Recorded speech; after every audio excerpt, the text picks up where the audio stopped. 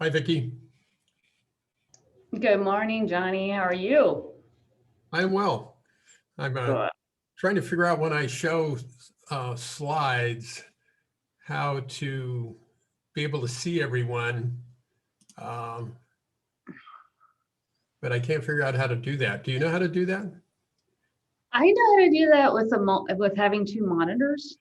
According to Zoom, you're supposed to be able to change your view to side by side, but I can't find that anywhere in here. Um, My screen looks different than their example, but does I anybody wonder. else know how to do that? Do you know how I'm to do that, Miles? The way I've done it is I just have two monitors. Okay, so Yeah, well, you guys, your fancy setups. I don't have that stuff. and you might not be able to see it right now because you're not sharing your screen. Oh, maybe that's the deal. Yeah. And it might be, you might have, once you start sharing your screen, it might. Yeah, I'll look when I do that. That's a good idea. Because I like to see everybody, but when I go into full screen, then I can't see everyone. Well, I thought it was just on that little view up on top where it will say side by side, like I think when you're the one hosting. Yeah, when I click that little box at the top, it just says speaker gallery or full screen. That's what's mine Doesn't saying. say side. Yeah. I think it will, maybe. Yeah. Well, I'll try it when we share screens. That's a good idea. Because I'm like, I have the same thing, Johnny, when I teach. It's like I have my presentation up and then I have everybody displayed so I can see reactions. Yeah. So I just want to, if they're going to sleep, I want to like speak louder or something. it also is like it's easier to call out people when you can see them. Yeah, that's right. Granted, this group's a lot different than teaching, freshman undergrads. Yeah, exactly.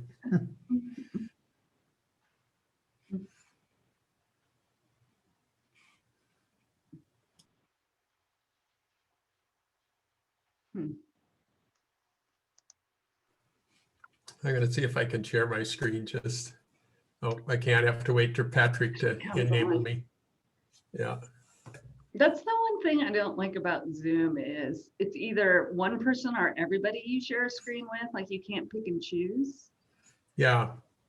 So I'll ask my wife, Lynn. She uses it a lot and with a bunch of people in kind of chat rooms and things. So maybe she knows some way to do that. Yeah, and cause right after this class, my gang and I are like leading a discussion and people are switching out asking questions, but I can't give them control of the screen. So it's like I have to be the screen moderator while they lead talk about the slides. I'm like, that's kind of annoying. It'd be nice. Boy, yeah. Yeah, that's definitely annoying. Yeah. But we're going to be back in person next year, I hope. Yeah, that'd be nice. This is all okay, but in person's better. Right. But we are going to keep teaching this course in this format because then we can get people from outside, resource professionals to come in. It won't work. Yeah. And hybrid will not work where they're in here on video and students are in person like that. Yeah. Everybody I know that's tried to teach that way says it's really hard. Yeah, that's what I've heard from people too. Mm-hmm.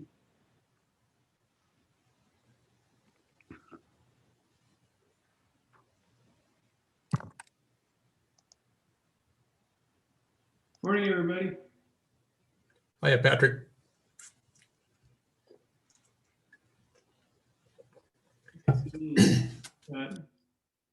A lot of people on.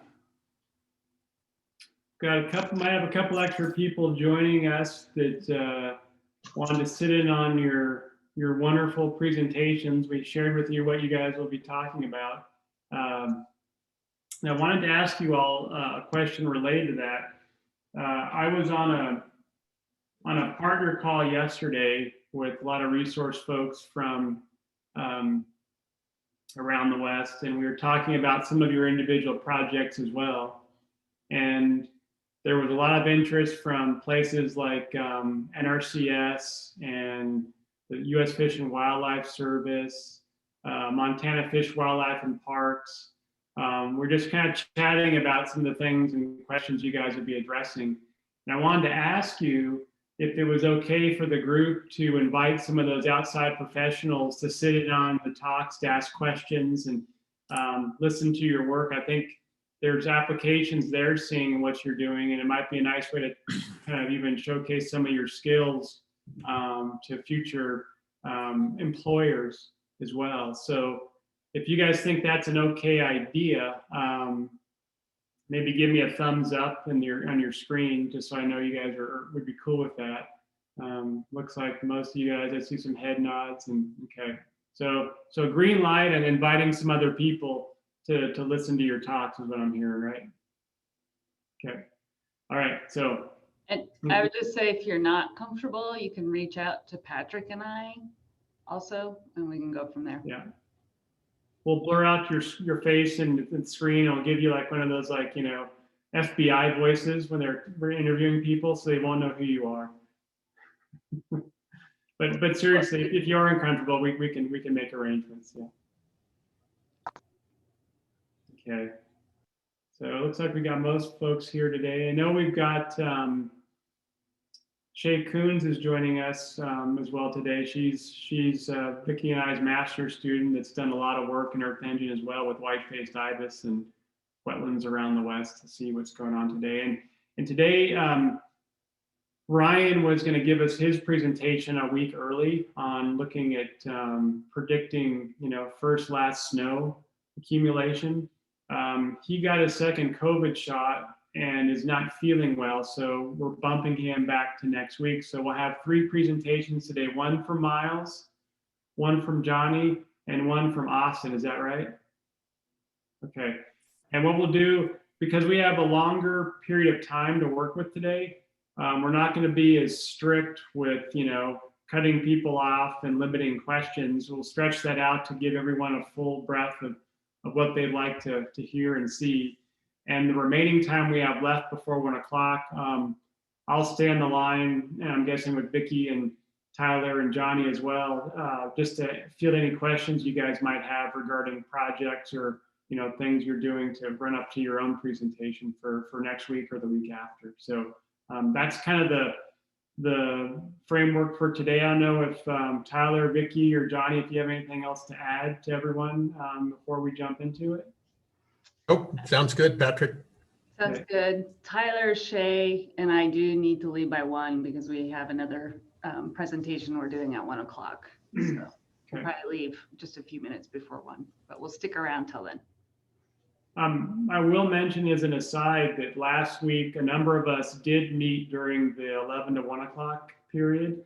And Johnny gave a nice presentation on the use of random forests to tie a lot of these ecological variables that we're extracting from Earth Engine back into these statistical models that let us predict and look at predictive drivers and their kind of proportional influence in explaining the variability we see in a lot of these big kind of landscape patterns. And what's important to realize there is that we're dealing oftentimes with data that don't allow us to use traditional statistics. And so some of these machine learning approaches that we talked about last week are really, really applicable to some of the work you guys are doing. So if you're interested in understanding more about that, there's a snippet of a folder on the shared drive you'll see that says random forest on it. You can download our code there, and you can actually watch last week's video that we did tape and record for the session, even though it was kind of outside of class. And if you have questions, you can feel free to reach out to any of us to talk about those things. I know some of you are incorporating those tools directly into your work here, and likely will be coming, you know, publications and reports outside and beyond class. So if you're interested in that, it's all there for you to touch and explore when you guys have a chance. I just wanted to mention that as well. So. All right, so who's the first victim this morning? I believe that I, for some reason, signed up to go first. So,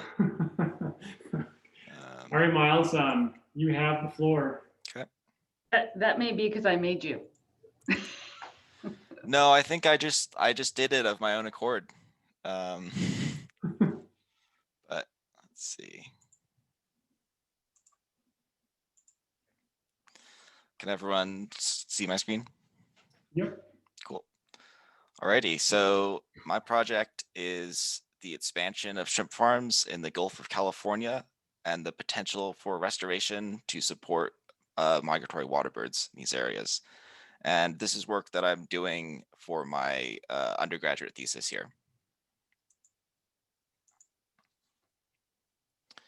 So the objectives for this project are to quantify the area of shrimp farms, quantify how shrimp farms have spread over time, and estimate the area of abandoned shrimp farms to understand potential for restoration, and then relate all this back to migratory and wintering water birds. So getting into the study area, it's on the Gulf of California in the states of Sonora and Sinaloa. And this is an incredibly important region for water birds in the Pacific Flyway. And there's also a very high density of shrimp farms. In fact, the majority of all shrimp farms in Mexico are found in this region. And I guess reflecting the importance of this area for birds, there's also a high number of priority sites. As you can see in the map, every major estuary in this region is included as a priority site with, I guess, multiple organizations classifying it as priority sites. So the importance of these estuaries, they are highly productive and contain a diversity of wetland and vegetation classes, such as mangroves, freshwater wetlands, salt marsh, mudflats, shallow lagoons, and deeper bays. And mangroves are kind of at the heart of this system. They are a foundational species that can influence a variety of ecosystem processes such as hydrology, food webs, and nutrient cycles.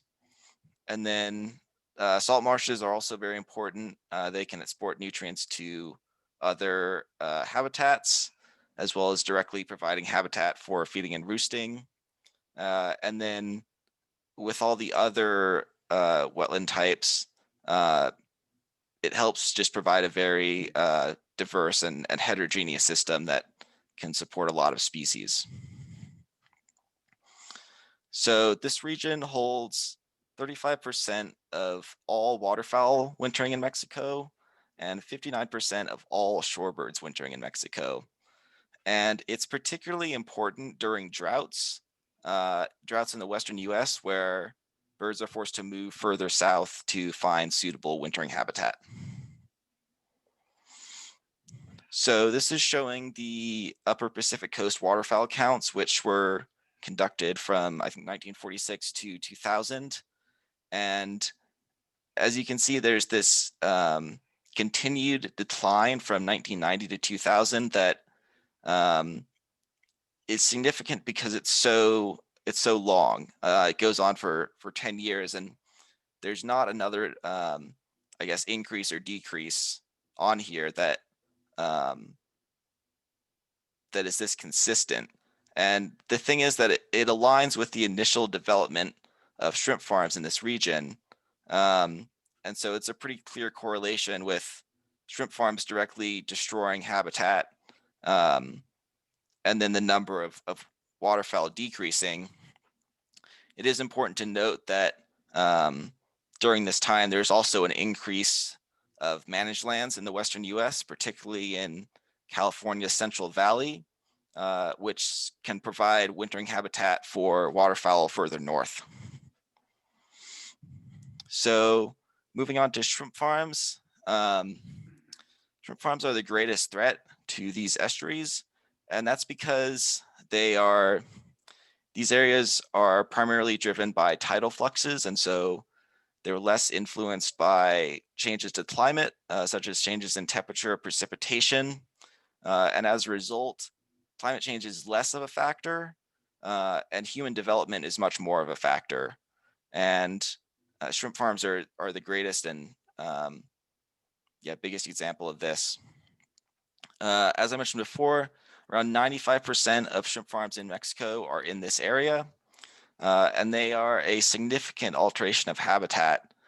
You're going from a heterogeneous system with a lot of diversity, and it's driven by tidal fluxes, so it varies throughout the day, to one that is just shallow saltwater ponds that stay stable year round, and are associated with dikes and canals and other infrastructure that directly destroys habitat. They also spread very rapidly. They can be constructed in as little as 1 year or 2 years. So as you can see on the right here, in 2015, there's maybe the beginnings of some dikes going in. And then by 2017, you have full-on shrimp farms. And this rapid spread means that it's difficult for birds to adapt to that loss of habitat in that amount of time. Oh, and I was going to mention as well, just to clarify, that if you're thinking, oh, well, there's shrimp farms, they have shrimp, isn't that like a food resource for birds? And in most cases, they're not. At sometimes when the shrimp are being harvested, they're corralled into a small area, and that can be viable for birds, but it often leads to conflict because the farmers want to protect their harvest, and so you can get issues with them using different tactics to scare off birds. So the studied impacts of shrimp farms have mostly focused on the pollution aspect.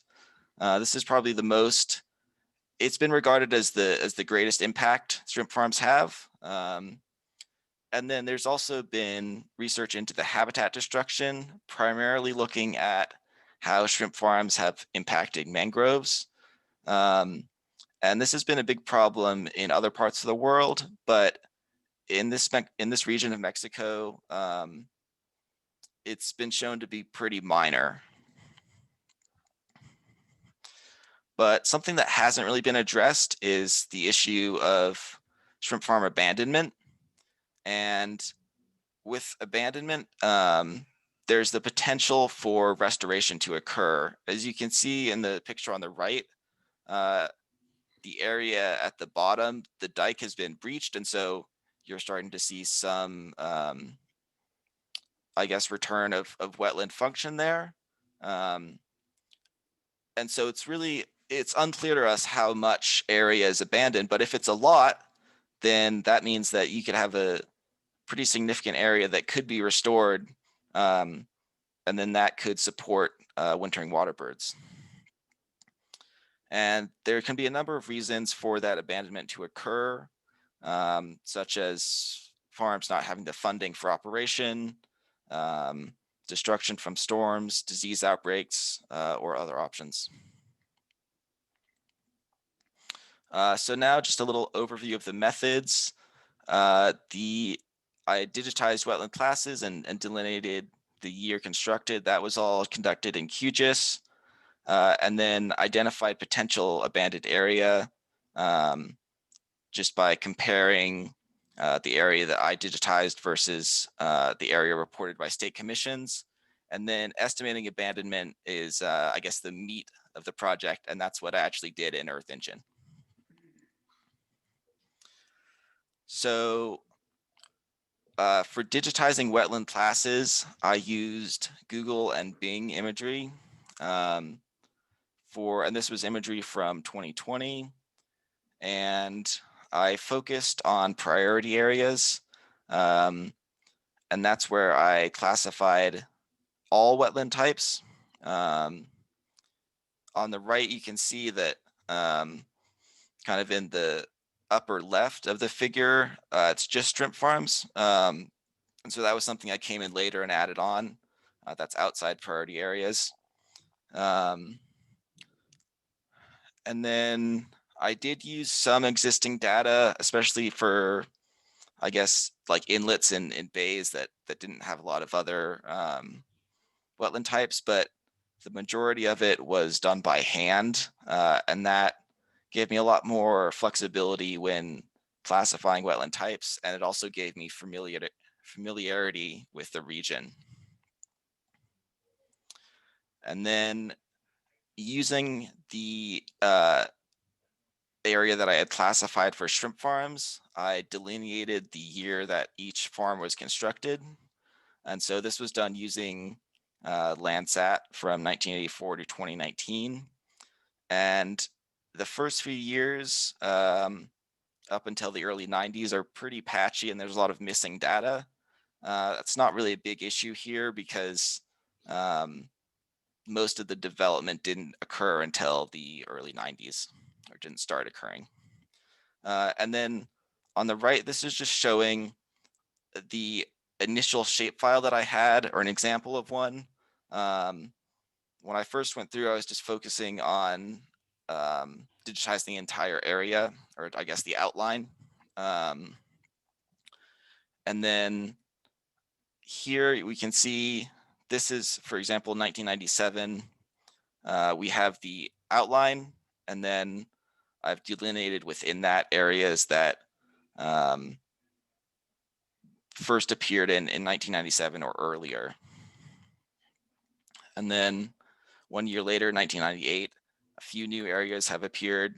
And so they've been classified as being constructed in 1998. And then the same situation in 1999. And then fast forwarding to 2020, and it's all been completed. And you can see that there's kind of how shrimp farms have spread over time. So to identify the potential abandoned area, I used all digitized shrimp farms in Sonora and Sinaloa as the observed area. And the image on the right is showing, in kind of the teal color is my study area. And then the lime green color is the area that I used for this part of the project to identify the potential abandoned area. And there's just a couple more shrimp farms that weren't in the study area that I wanted to include. And then, so I had that observed area, and then to get the reported area, I used data that was available from state commissions in Sonora and Sinaloa. And the most recent data that I could get for Sonora was 2018 and Sinaloa was 2019. So getting on to, I guess, the meat of the analysis, I used the seasonal spectral mixture analysis model as the basis, and counted the months that a pixel is wet, and then used reduced regions to get the mean for each polygon. And looking at how shrimp farms are abandoned, or I guess what makes an area abandoned. This is based on the shrimp farm production cycles, and there's, I guess, in this area, 4 to 5 months per cycle and 1 to 2 cycles per year, and then ponds are drained between cycles.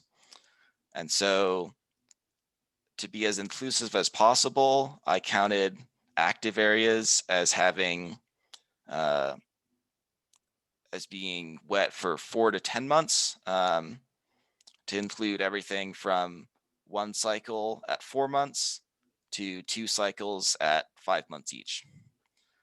And then abandoned area was either classified as being too dry, and so that was 1 to 3 months, and so it wasn't enough for 1 cycle, or 11 months, which would be too wet.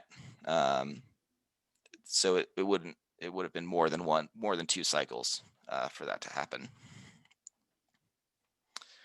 And so this is just a snippet of the code. The box in red is I guess the important stuff. The line 316 is where I'm applying the count reducer, and then 320 is where I run reduced regions, and I guess summarize it by the polygons. And then I just, I guess, export it as a table and do the rest of the analysis in R. This is showing just an example of output from Earth Engine. The reddish areas are drier areas. So I guess 1 to 3 months. Blue is in theory active from 4 to 10, and then green, like dark green, is wet, or I guess like overly wet, 11 months, and then there's a little variation between the colors, but this is just kind of what a typical output would look like.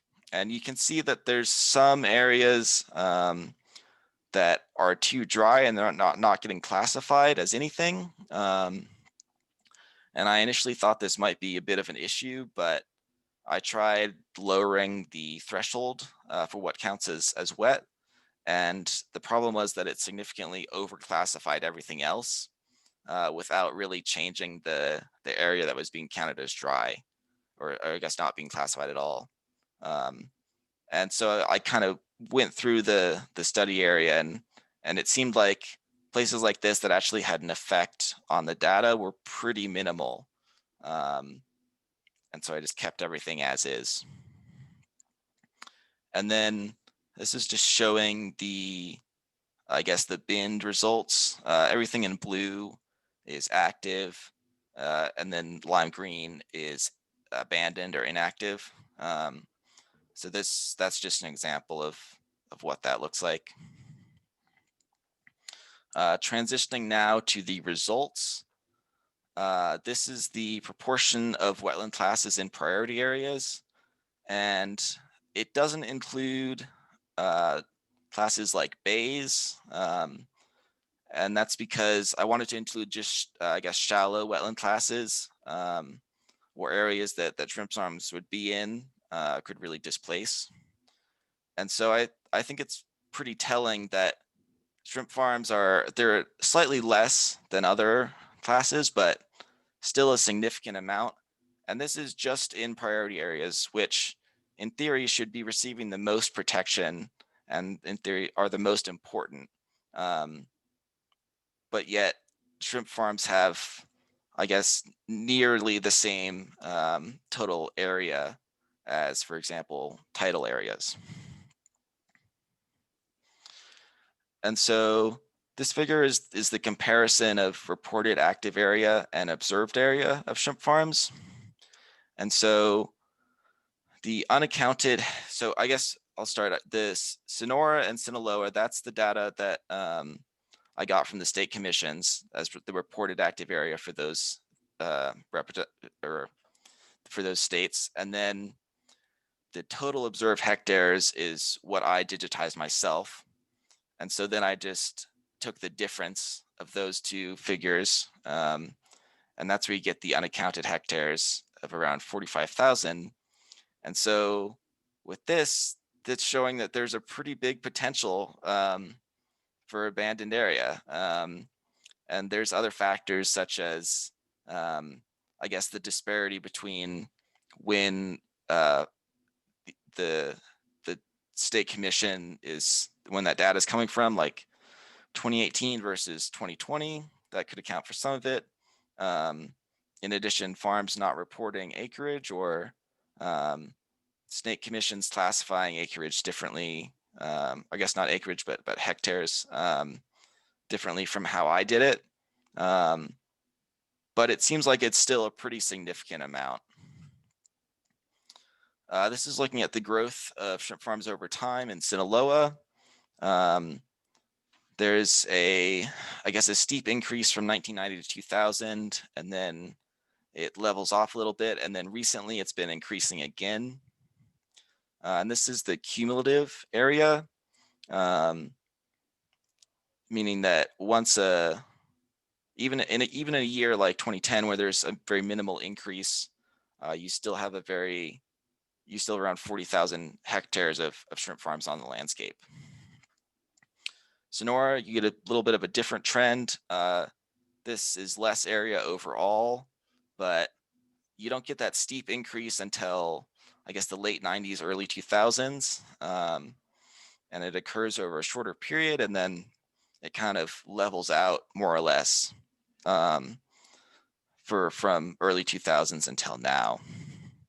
And this is just the comparison of the two side by side. I'll kind of move along. This is just showing the growth of shrimp farms over time. It's a little bit complicated, but it's just to show that shrimp farms don't just, they spread, I guess, not randomly, but they occur, they show up in a lot of different spots and then kind of spread out from there. There's not one place that they slowly spread out from over time.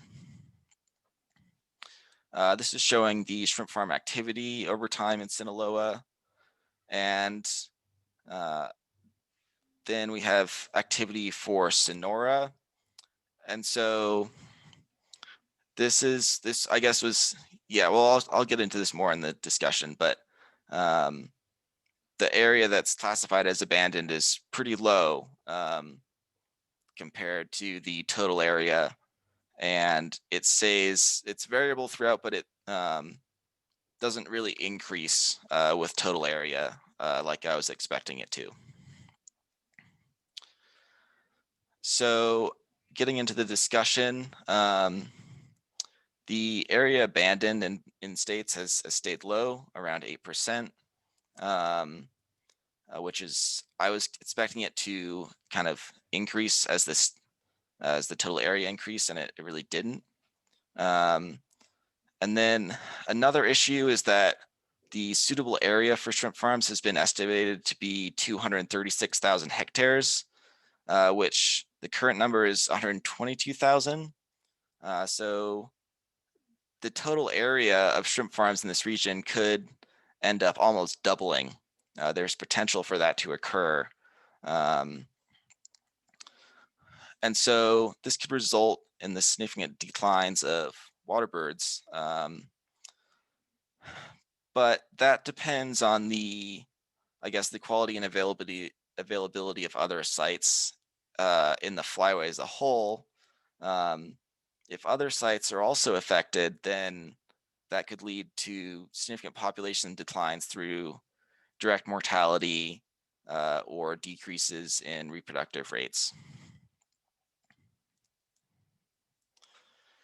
And so looking at possible solutions, there's still the option of restoring abandoned shrimp farms, but in the map on the right, most of the shrimp farms that are being counted as abandoned are not very close together. They're spread out, and there's not very many of them. And so spending the money to restore those areas might have limited effect because they would be so fragmented from each other. I think there's also could be regulation to limit development, which I think would be hard because it's a pretty profitable industry, but also exploring alternatives.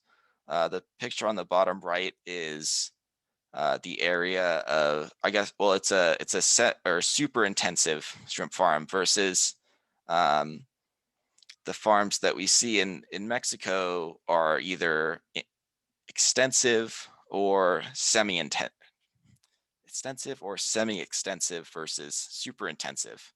Basically, super intensive is has a much smaller footprint, covers a much smaller area. There's no water exchange, so the risk of pollution is much lower, and they can have increased production rates as well. And so if there's, I guess, if that gets promoted, then it has the possibility to, I guess, greatly reduce the amount of extensive shrimp farms that are being constructed, which have a much greater impact on habitat. And then finally, I think there's the need to triage the sites and see which ones are the most important and which ones have the greatest likelihood of being protected, and then identifying areas that there's some sort of middle ground.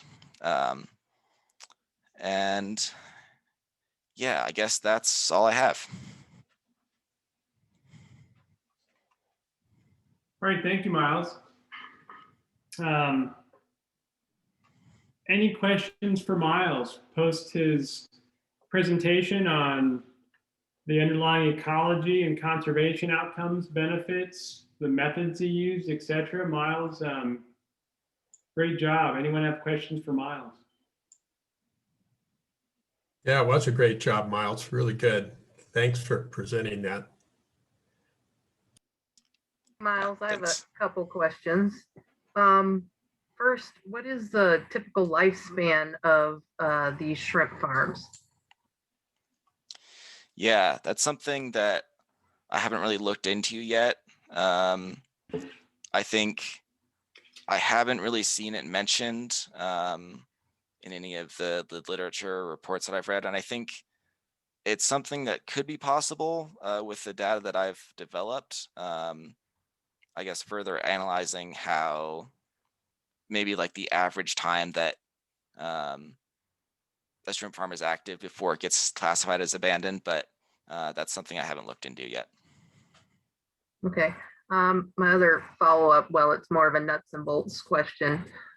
Did you consider just using Google Earth Engine to do some of your basic classification of the different wetland types instead of doing the manual digitizing? Yeah, I mean, I think I guess I more so thought about using existing classifications, existing data sets, but it just like, I really wanted the control of being able to like do all the classification myself. And like, I think if I had done it another way, I still would have ended up having to proof a lot of that data. And so for me, it was just easier to digitize it myself. Okay, yeah, I totally understand that logic. Thanks. Great job. Yep. I have a question about one of your early slides where you're showing the trajectory of waterbird abundance. I don't know if I'm using the right terminology. And it goes to 2000. I'm just wondering what happened since then. I feel like given that all this shrimp farm development seems to be, expanding. Yeah, so I believe that the reason the U.S. Fish and Wildlife Service stopped conducting counts is because of safety reasons. I think Patrick or someone else could speak more to that, but. Yeah, Svetlana, the State Department stopped us from going to Mexico about that time. The winter waterfowl counts, we had an agreement with Mexico. We'd fly that part of the flyway. So we have a trilateral agreement between Canada, the US, and Mexico to encompass the entire flyway. So a lot of the wintering birds there, we had our pilots and our observers down there counting, but it got to be so dangerous, State Department ceased those flights, and that's why this data set ends where it does. Okay. Oh, well, then I have a clarifying question. So these numbers are for that section of the Mexican Pacific coast then?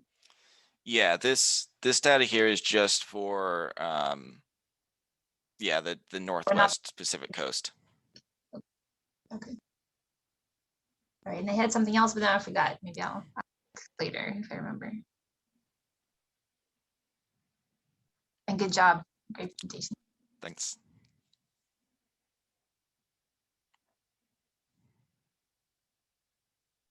Other questions for Miles? I'm going to start asking if nobody does. Miles doesn't want that. Maybe.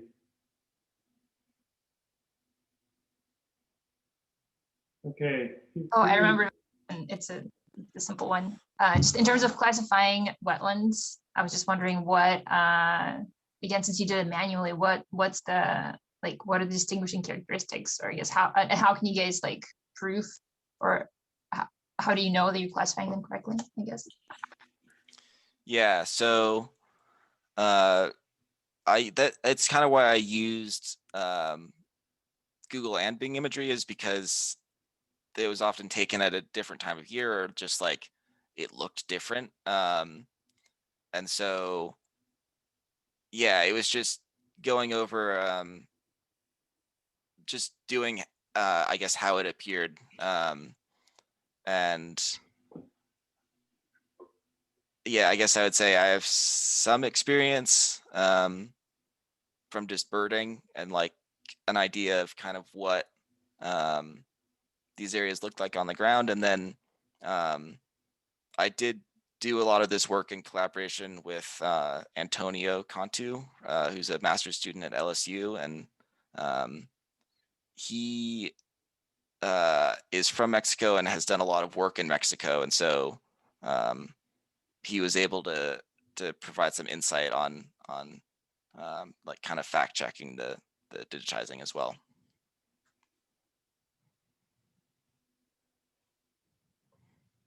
Anybody else? Yeah, I've got one quick question. Miles, could you go to the slide where you were comparing the kind of growth in shrimp farms between Sonora and your other study area?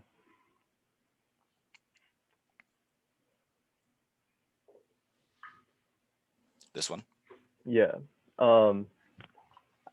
Did you do any like research as to why there was so much growth in the upper area and not so much in the lower area, in terms of whether there were like economic or environmental drivers that caused growth in one region but not the other?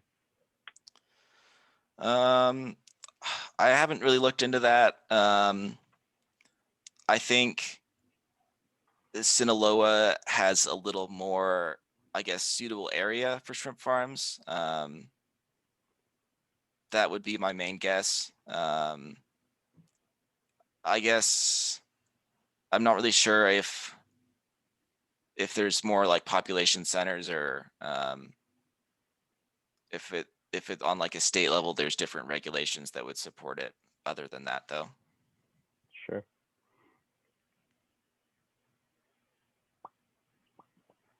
Anybody else? So Miles, was this was, I'm assuming, the first kind of comprehensive examination of shrimp farm expansion in the Gulf of California, is that right?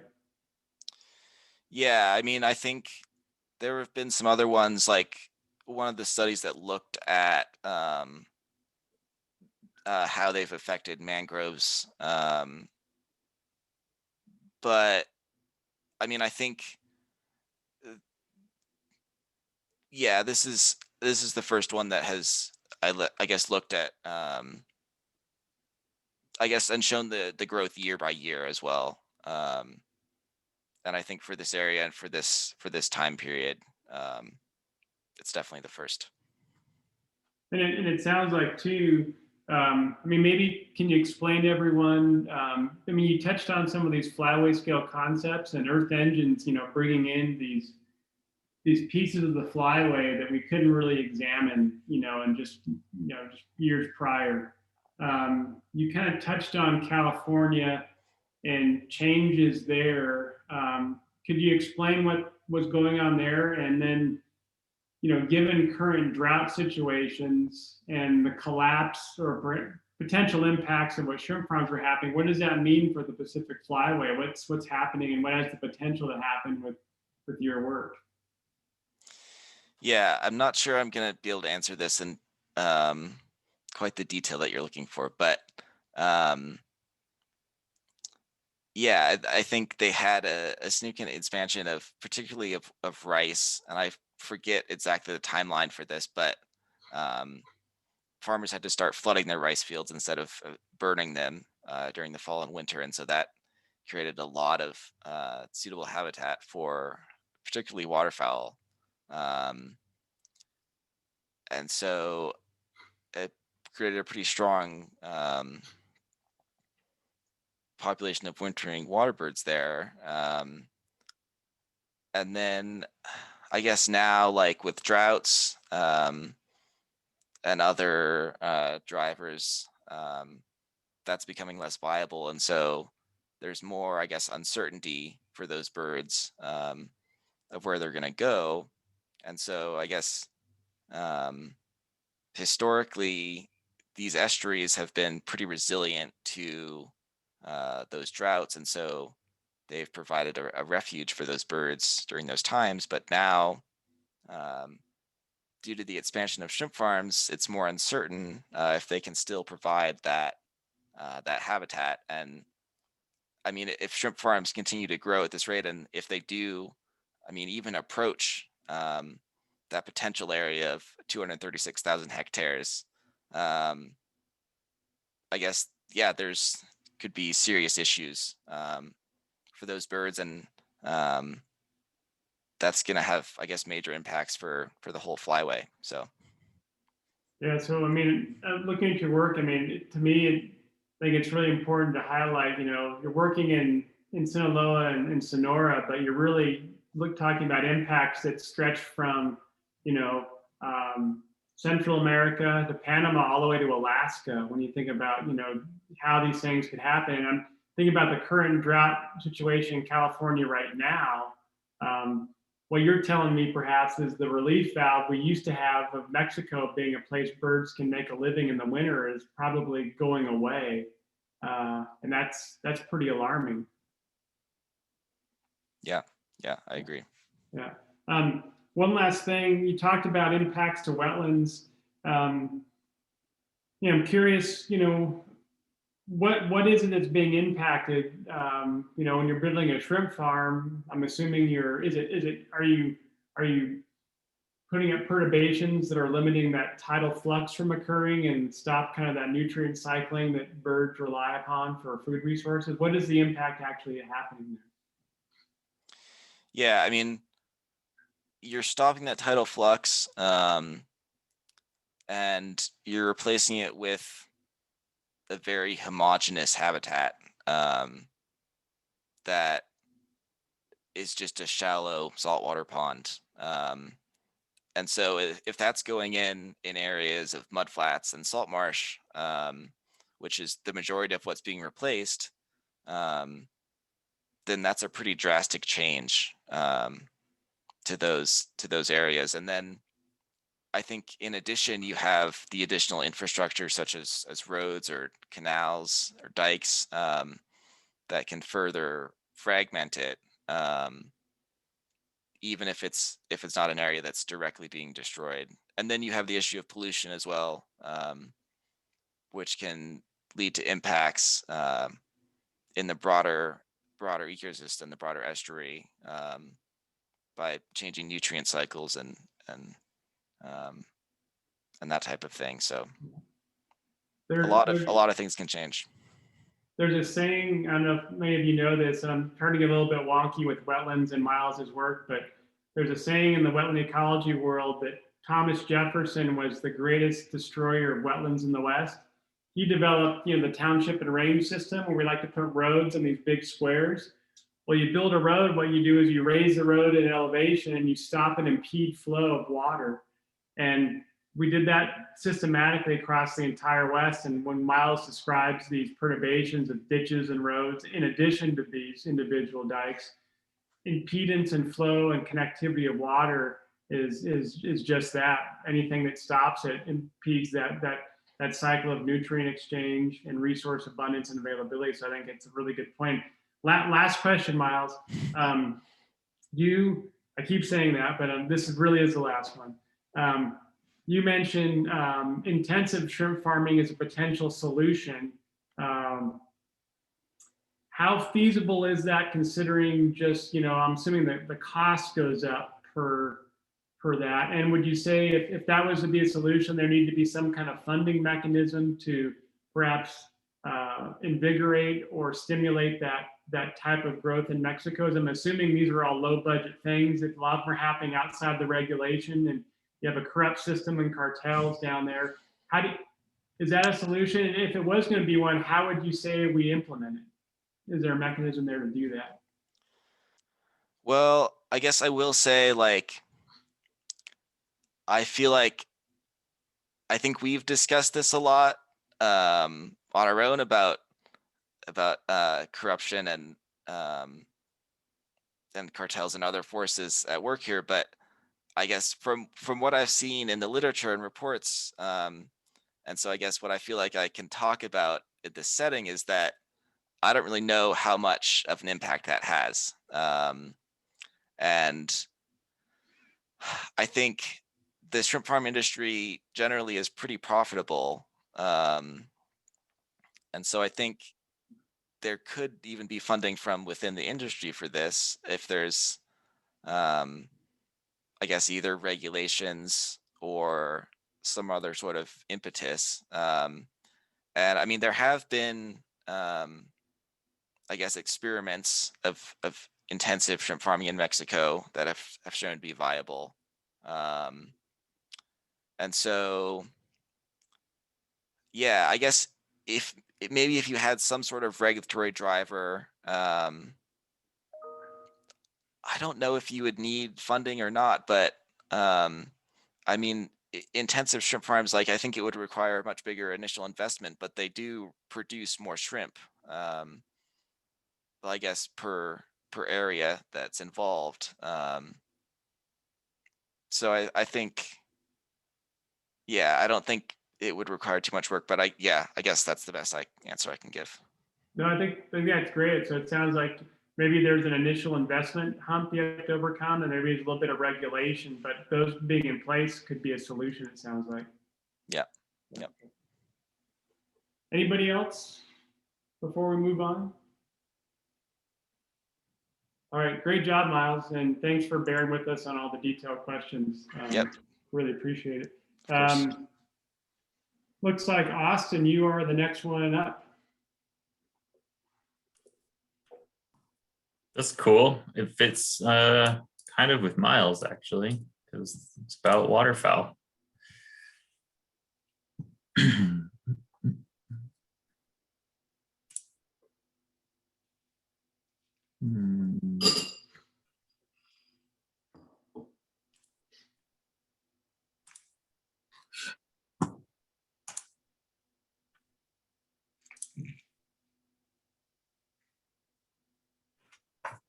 Can you all see that?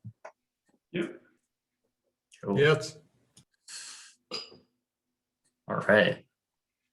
Well, so my project was I was trying to look at brood water in Sassoon Marsh.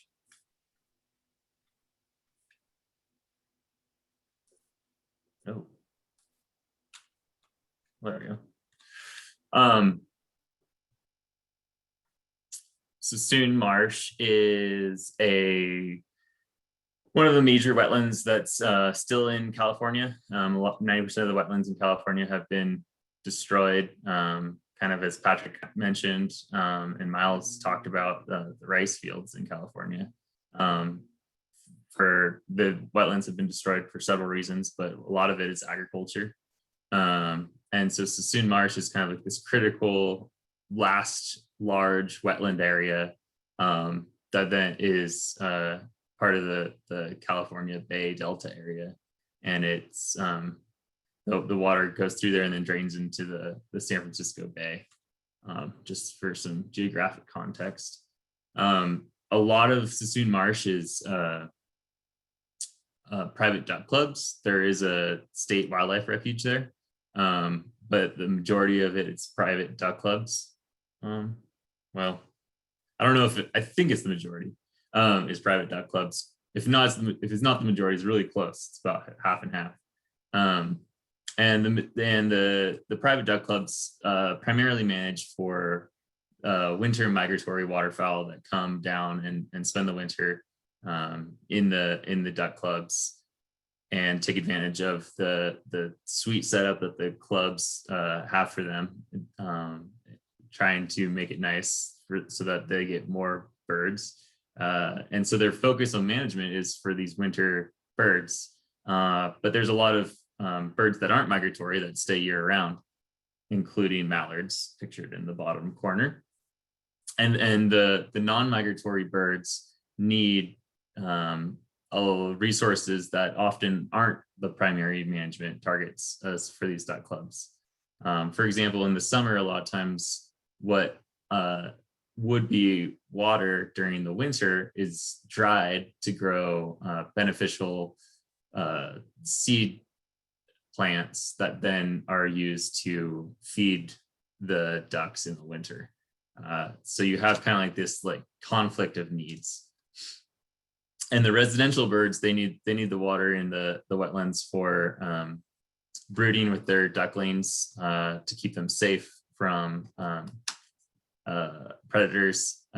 And also, I mean, you could be asking, there's a big bay there, so why don't the ducks go there? And that's because the salinity in the bay is too high. So you need these like freshwater ponds for the ducklings. And then also the adults use it for molting when it comes time to molt. The ducks are catastrophic molters, so they'll lose all of their feathers and they can't fly for a certain amount of time until they're able to finish their molt, and then they can fly again. So they need enough water where they can find some shelter and move around.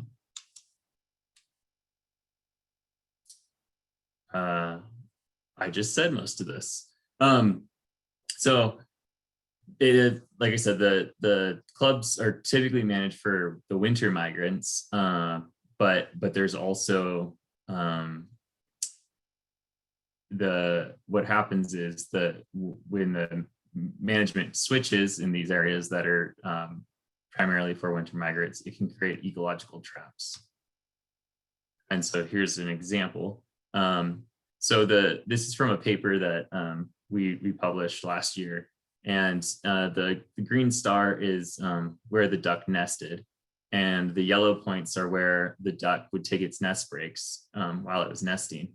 And the idea is that the duck is, when it takes its nest breaks, it's observing the landscape and finding spots to take its brood once the brood hatches. And so you have the red line is the straight line location between GPS points that we had on this hen, and so it traveled out away from the nest to this one field, and then ultimately ended up in this other field where you have a lot of yellow points, meaning that the bird had previously visited that location, and the point is blue, meaning that the bird is now in water. So the bird visited that location, saw that it was good to take its brood. When the brood hatched, it marched over there pretty and ended up in this pond. But some of the challenges are that a lot of these ponds, because they're on the private land and they try to manage it for the beneficial seeds for feed, they can rapidly dry up. So when you have a brood in that month period that the duck is nesting, the nest break could have been to one of these ponds, and then by the time it's ready to take its brood there, the pond could be dry. And so it creates ecological traps.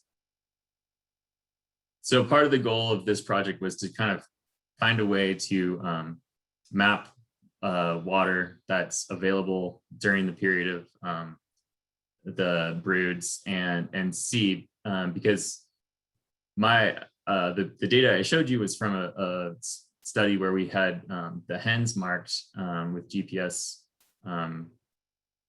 trackers, but we've also have surveys of broods and then tracking the broods to see if they survive.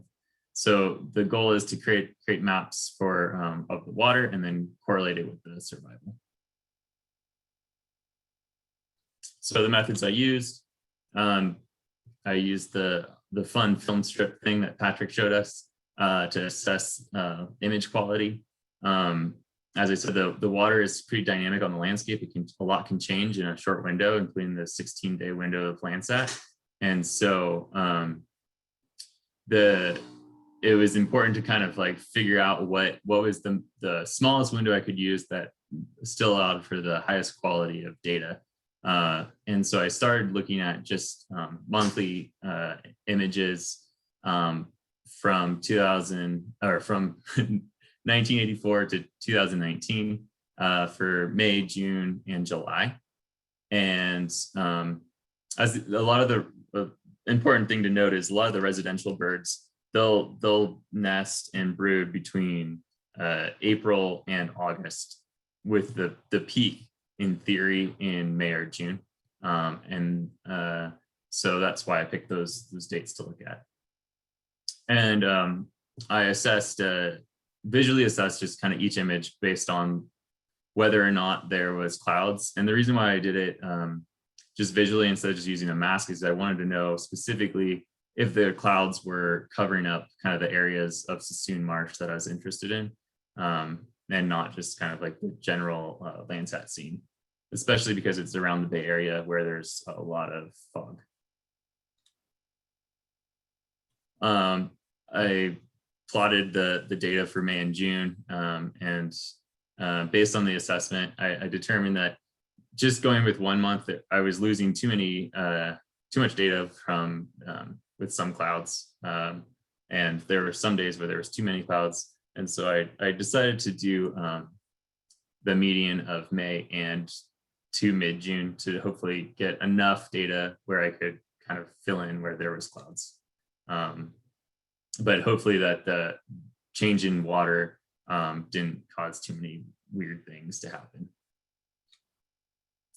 I did the spectral mixture analysis to unmix the water, because a lot of the water in this in Sassoon Marsh is not very open and is smaller than like a typical like Landsat pixel, because it's in the form of ditches and sloughs, and then also kind of these convoluted wetlands where there's a lot of emergent vegetation. And then I also, for fun, I did a trend analysis to see what was happening with the pixels over time. So in yellow, these are not all of them, but the majority of the GPS locations that we had marked on our ducks that were brooding in Sassoon Marsh in 2018. These are just locations in May and June. And then kind of in the middle, I don't know if you can see my cursor. Can you? Yeah, cool. This area right here is the net that's managed for nesting fields. So they're actually typically always dry. And it's where the majority of our nests were. So I removed these because I wanted to know, hey, once the duck leaves the nesting fields, are these points actually in water based on the spectral and mixture analysis?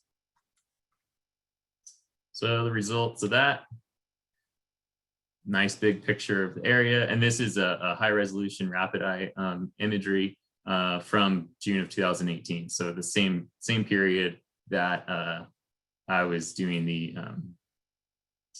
spectral unmixing and then, or spectral mixture analysis, and then also the where the points were located.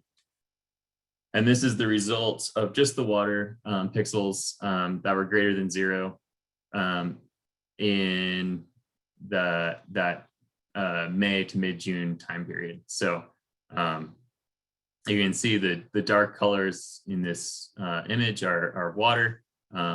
Red is the vegetation, and the darker blue pixels in this line up fairly well with the water pixels that you can see in the satellite imagery. And it's also picking up some of these like linear features that are pretty small little ditches that are flooded with water as well. So then I overlaid the points, and you can see that, oh, looks like birds use the water, especially once they leave these nesting fields, which is good because that's what ducks do. Plotting it, you can see that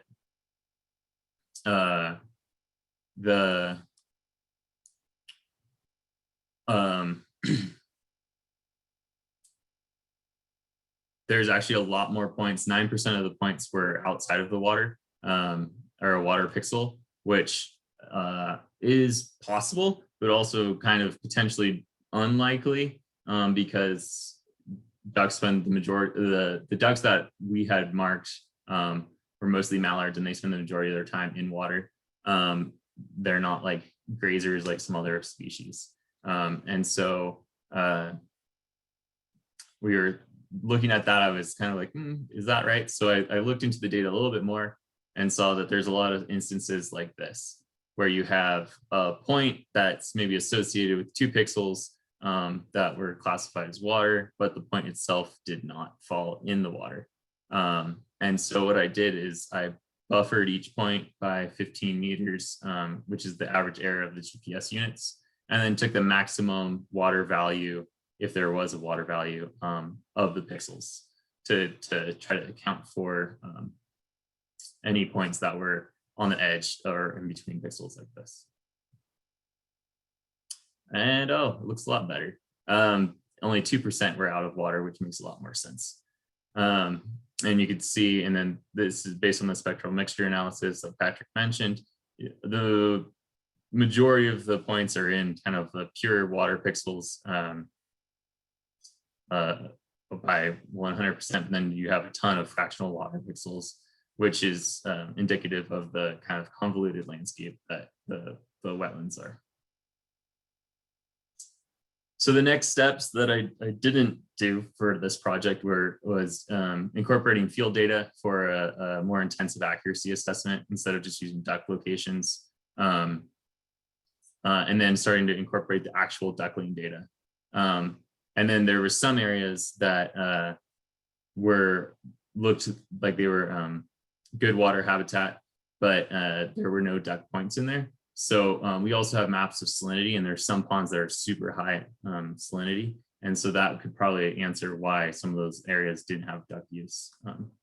It could also just be random that we just didn't happen to have a duck that visited it, but there are ducks that are there. And then so the trend analysis, this is what it looks like. What I did was I did the trend analysis using the percent water cover from the unmixed pixels. And so in this result is showing the trend of the each pixel, whether it is more or less water. And it looks kind of crazy, and I wasn't sure if it was looking right. So I went over it with some people that know Sassoon Marsh better than myself.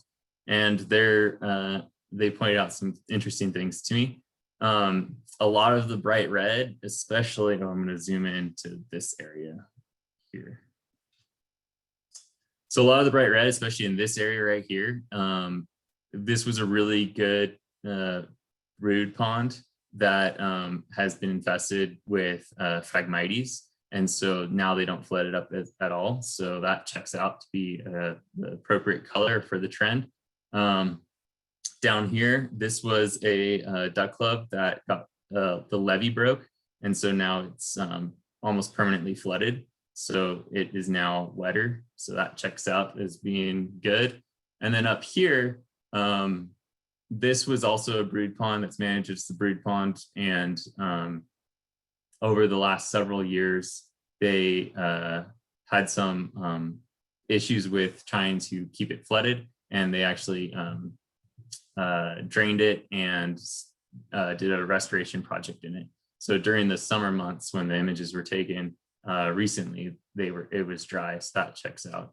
And overall, so with those 3 checks, I'm assuming that more or less it's picking up the right stuff.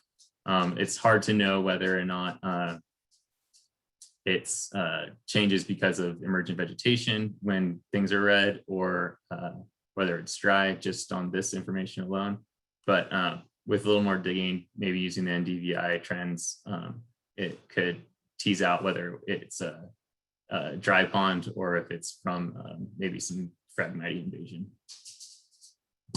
And that's it. Any questions? Questions for Austin? Cool stuff, Austin. I've got some questions, but we'll let people take a swing first before I go. So Austin, how many ducks do you have with GPS units on them? Oh, roughly?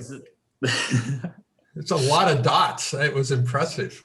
So that was 13,000 locations, which seems like a lot, but Patrick and I are working on a project right now where we're looking at and this is the filtered data set, the final data set we're using is over 5 million locations. I think currently our full data set, and it grows every day, is like up to almost 8 million locations. I think we have over 1,000 birds marked over the last 4 years. How the heck do you keep track of a data set like that that's coming in every day? And do you do it kind of automatically? You don't just sit down and like cut and paste, do you? I mean, just what are the mechanics of dealing with that? Some of it is a pain, but there's the GPS units are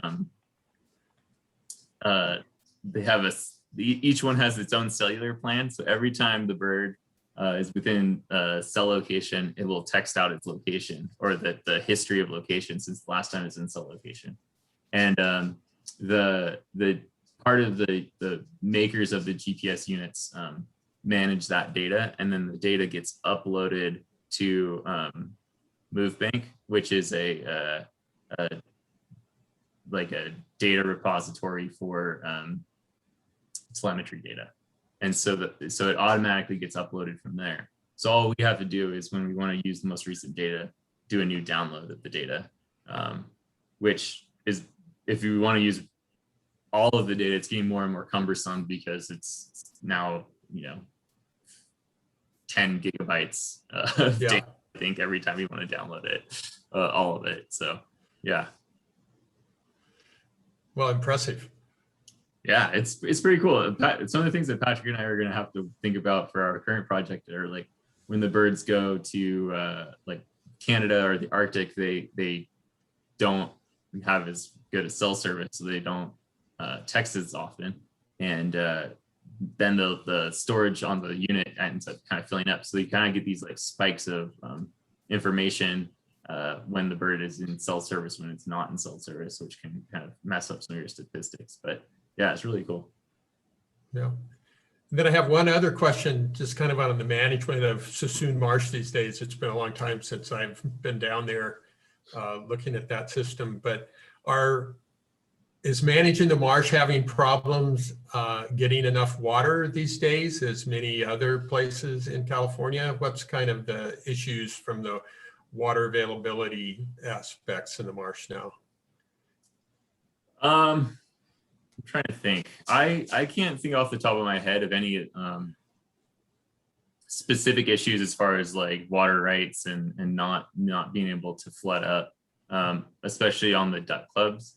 The state area might have some issues, but I think the majority of the issues isn't for lack of water. It's the infrastructure. A lot of the infrastructure is old, and it's based on kind of these like pumps and drains and getting the water on and off of the fields and keeping the tidal flooding out is kind of a big management challenge.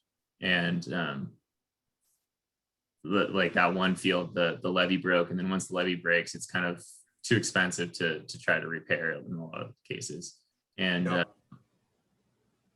and then getting the water off is like, I was talking to Mike Kazaza, my boss, and he was saying that some of the fields will take 40 days to dry and drain just because of you can only drain so fast when the bay water is at this nearly the same level as the water that's in your field. So yeah, it's a challenge. So Then we're going to ask how birds can text without thumbs. I wanted to ask you about your cloud and the film strip that you did. So you said you used 2 months just because you were having some issues. Did you look within the months maybe to see, was it like just that first 2 weeks of May was causing the issues?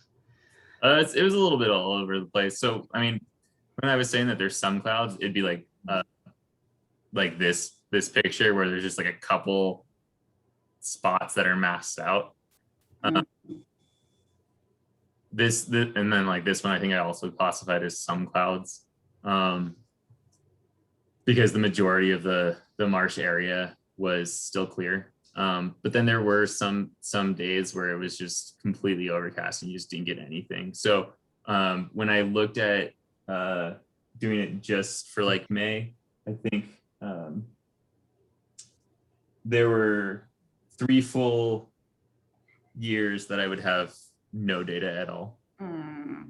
And then 7 years in addition to those 3 that were partially obscured. And so that's why I included the first half of June to try to at least have, sometimes just the way Landsat landed, it was just, you would only get one image for the entire month.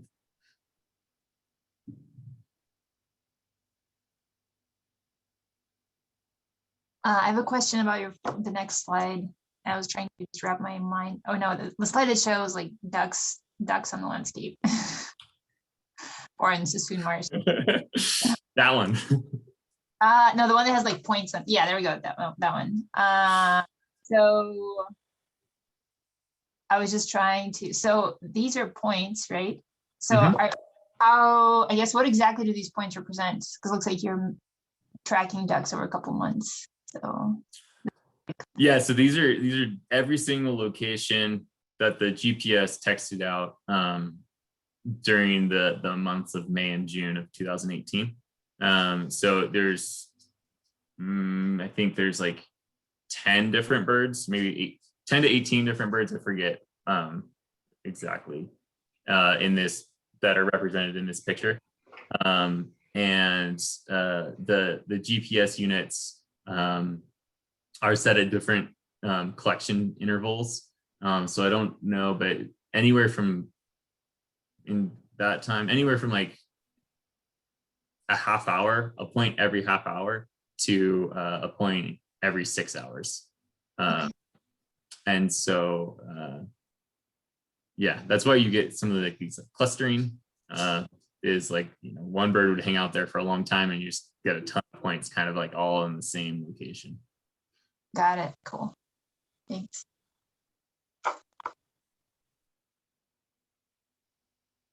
Other questions for Austin? Hey, Austin, I have a quick question. Yeah. Really cool project. I'm curious about something you talked about towards the beginning. You mentioned the ecological trap for residential ducks. And I'm curious if you're interested in going another step with Earth Engine to try to quantify, using Earth Engine, that effect and how many ducks are affected, and see if you can identify fields using patterns in Earth Engine where that occurs and things like that. Totally. Yeah. So part of the reason why I picked this project was right around the same time we were like, well, the same week we were supposed to present on our projects. One of my co-workers that's in a different lab group reached out to me and was like, hey, do you know anything about mapping water in Sassoon? And would it be possible to map the water in Sassoon going back to the 1980s? And I was like, yeah, it sounds like you want to do something in Landsat. And then we started talking, and then I was like, well, I have this project in Google Earth Engine, so I could try to start, you know, incorporating some of the things that I'm learning to answer the questions that you're interested in, and we can kind of see if there's like a proof of concept that we can come up with. And then she and her PI, they decided to apply. Well, one of the reasons why she was asking is they were applying for some funding to do this project, more or less, and then to take it to the next level where you start looking at consistent brood water over the years that ducks use, places where there may be brood water, but then it dries up quickly, that turns into an ecological trap over the years. And their specialty in their kind of group is doing the duckling stuff, whereas my group does a lot of like the GPS information. And so so the answer is yes. This project for this class, I was like, does it work? Cool, it looks like it works. And then the next step would be to start looking at how does it correlate with the actual ducklings, and answering some more of like the scientific questions of like what fields are managed in a way that are beneficial for the ducklings, what fields are managed in a way that could become an ecological trap. Yeah. All right, another question? Austin, I've got some, I mean, thinking about your linear trend analysis, when you're looking at kind of how things are working, and you talked about the effect that tall emergent vegetation can have on detection over time. And we've not done it yet, but I think it would be cool if you, like, I think you're already on it, is, make that same trend analysis just with your mass water from an earlier period where you get, if you can mask out your max water value over the, the lifespan of your individual collection, and then use that mask to then fit a linear regression for NDVI. Yeah. And then when you merge those back together, you can find things that have offset regression lines, one's positive, one's negative, to identify all those areas that are lost due to, change in Phragmites encroachment or cattail moving in. Then you can eliminate and actually categorize all those trends that are actually related to drying specifically, or that emergence of tall vegetation and it's masking water. And that'd be a cool way to kind of demonstrate. I've not done it yet, but it's always been kind of in the back of my head. And this would be a really cool example to demonstrate that. Yeah, I was playing around with it last night at like o'clock, and I was like, I need to just stop and put together.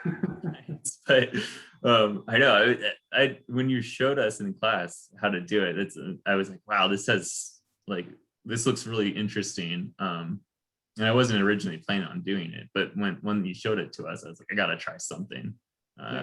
And so, but yeah, I think doing some sort of mask. I just masked out the year 2018 just to see like where the wet pixels in 2018, what the trends were for the last for the collection. And I realized after I did that, it didn't really make sense, because you're saying like, hey, here are the pixels that are wet in 2018. So most of the pixels are going to end up being green because they're wet and they're trending dry. So I was like, wait, that didn't make sense. Yeah. And that's when I was like, I need to go to bed. But yeah, I think it is really cool, and it would be if you get to that point, I'd be happy, post this class. Let me develop that code. We could share it out with the rest of the group here once we do.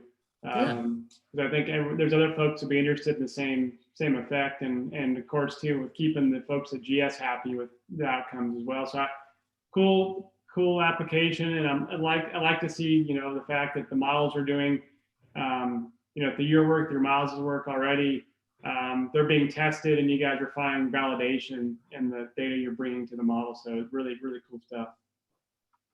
Yeah, thank you. Okay, just for the sake of time, we've been kind of letting these things run long because we have the luxury this week of having only a few speakers. And we have 40 minutes left, and I want to make sure we get to hear Johnny's work, because he's doing some really cool stuff on a different continent in a really alien environment to most of us. So Johnny, I'm going to turn over to you and listen to your cool work about flamingos and the Atacama Desert. Okay, sounds good. Let me get all my screens shared and all that stuff.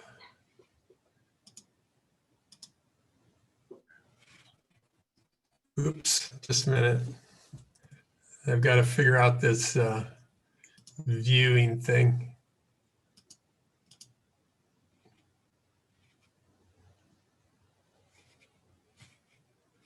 So I was asking Vicky this, Patrick, do you know how to show everybody's pictures when you're in screen sharing and not just have it dominate your whole screen? If you go up, I think, to the standard view and click that up in the corner where it says view and zoom. Yeah, that's where I am. And once you Yeah, do that, you should be able to put a gallery back in. Oh, well, shoot, I can't seem to make that work for some reason. So I'll just go ahead. And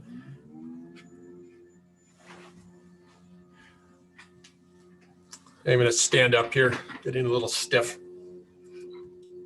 Okay, so you remember when we did our first presentation that I asked you this question of what Elon Musk and flamencos had in common, and we talked about the lithium mining in South America. So now I want to share some preliminary work of this with you.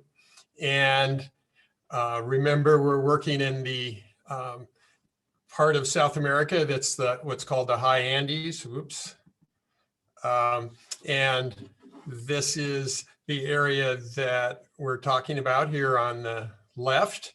So in Peru, Chile, Bolivia, Argentina, I'm going to just give you some preliminary work today on 5 different salaries here down in the Atacama region, and northern Chile and kind of central Chile. But eventually we're working on all these salars or playa lakes, if you want to call them that, here in the high Atacama Altiplano area. And again, the main species of interest are flamencos. There are 3 types: Andean, Chilean, and James flamencos that are endemic to this area and valuable just because they're wonderful organisms and also they're big tourist attractions. And so much of this area are flamingo wetland networks, supposedly protected, but not protected in probably the way that we think of them being protected here. So mainly we're going to concentrate then on the effects from lithium extraction. Here's a picture that I've shown you before of the Atacama, Salar de Atacama, where the largest lithium mining operation in Chile is going on. And just to give you an idea of kind of the size of these operations in lithium mining. And again, what they do to make lithium is they dig a bunch of wells, drill a bunch of wells, and they pump out brine from underneath these playas that are quite old. These brines sometimes are thousands of years old. They've been accumulating salts and also important lithium for a long time. And then they put them in these evaporation ponds, like we can see here in the light blue and the dark blue, until that water evaporates, and then they scrape it off and they refine that and take the lithium out of it as lithium carbonate, ship it up to other places to make batteries. No battery production in South America at this time. And so there are threats directly to flamencos. I've put a little bit of information here, but just to give you an idea of the size of these mines and the amount of water that's pumped, this little quote up here that I found from an organization called Danwatch, which is a Danish environmental group, that in 2019, 63 billion liters of brine was pumped out of the Atacama for producing lithium carbonate. And that's equivalent to water used in about 1.6 million Danish households. So certainly the Danes would never be drinking this water because it's unfit for that, but it just gives you an idea of this is really a lot of water. And the concern is not necessarily the brine itself, because it's again under these salares and it's very, very salty. So it wouldn't be something that is usable from the standpoint of habitat, but the freshwater systems, which are very limited around the edge of these playa lake systems, produce a bunch of wetlands that then are occupied by flamencos and also another 20 or so species of endemic birds and a lot of internationally migrating birds from the north. So like phalaropes come down in winter in these regions.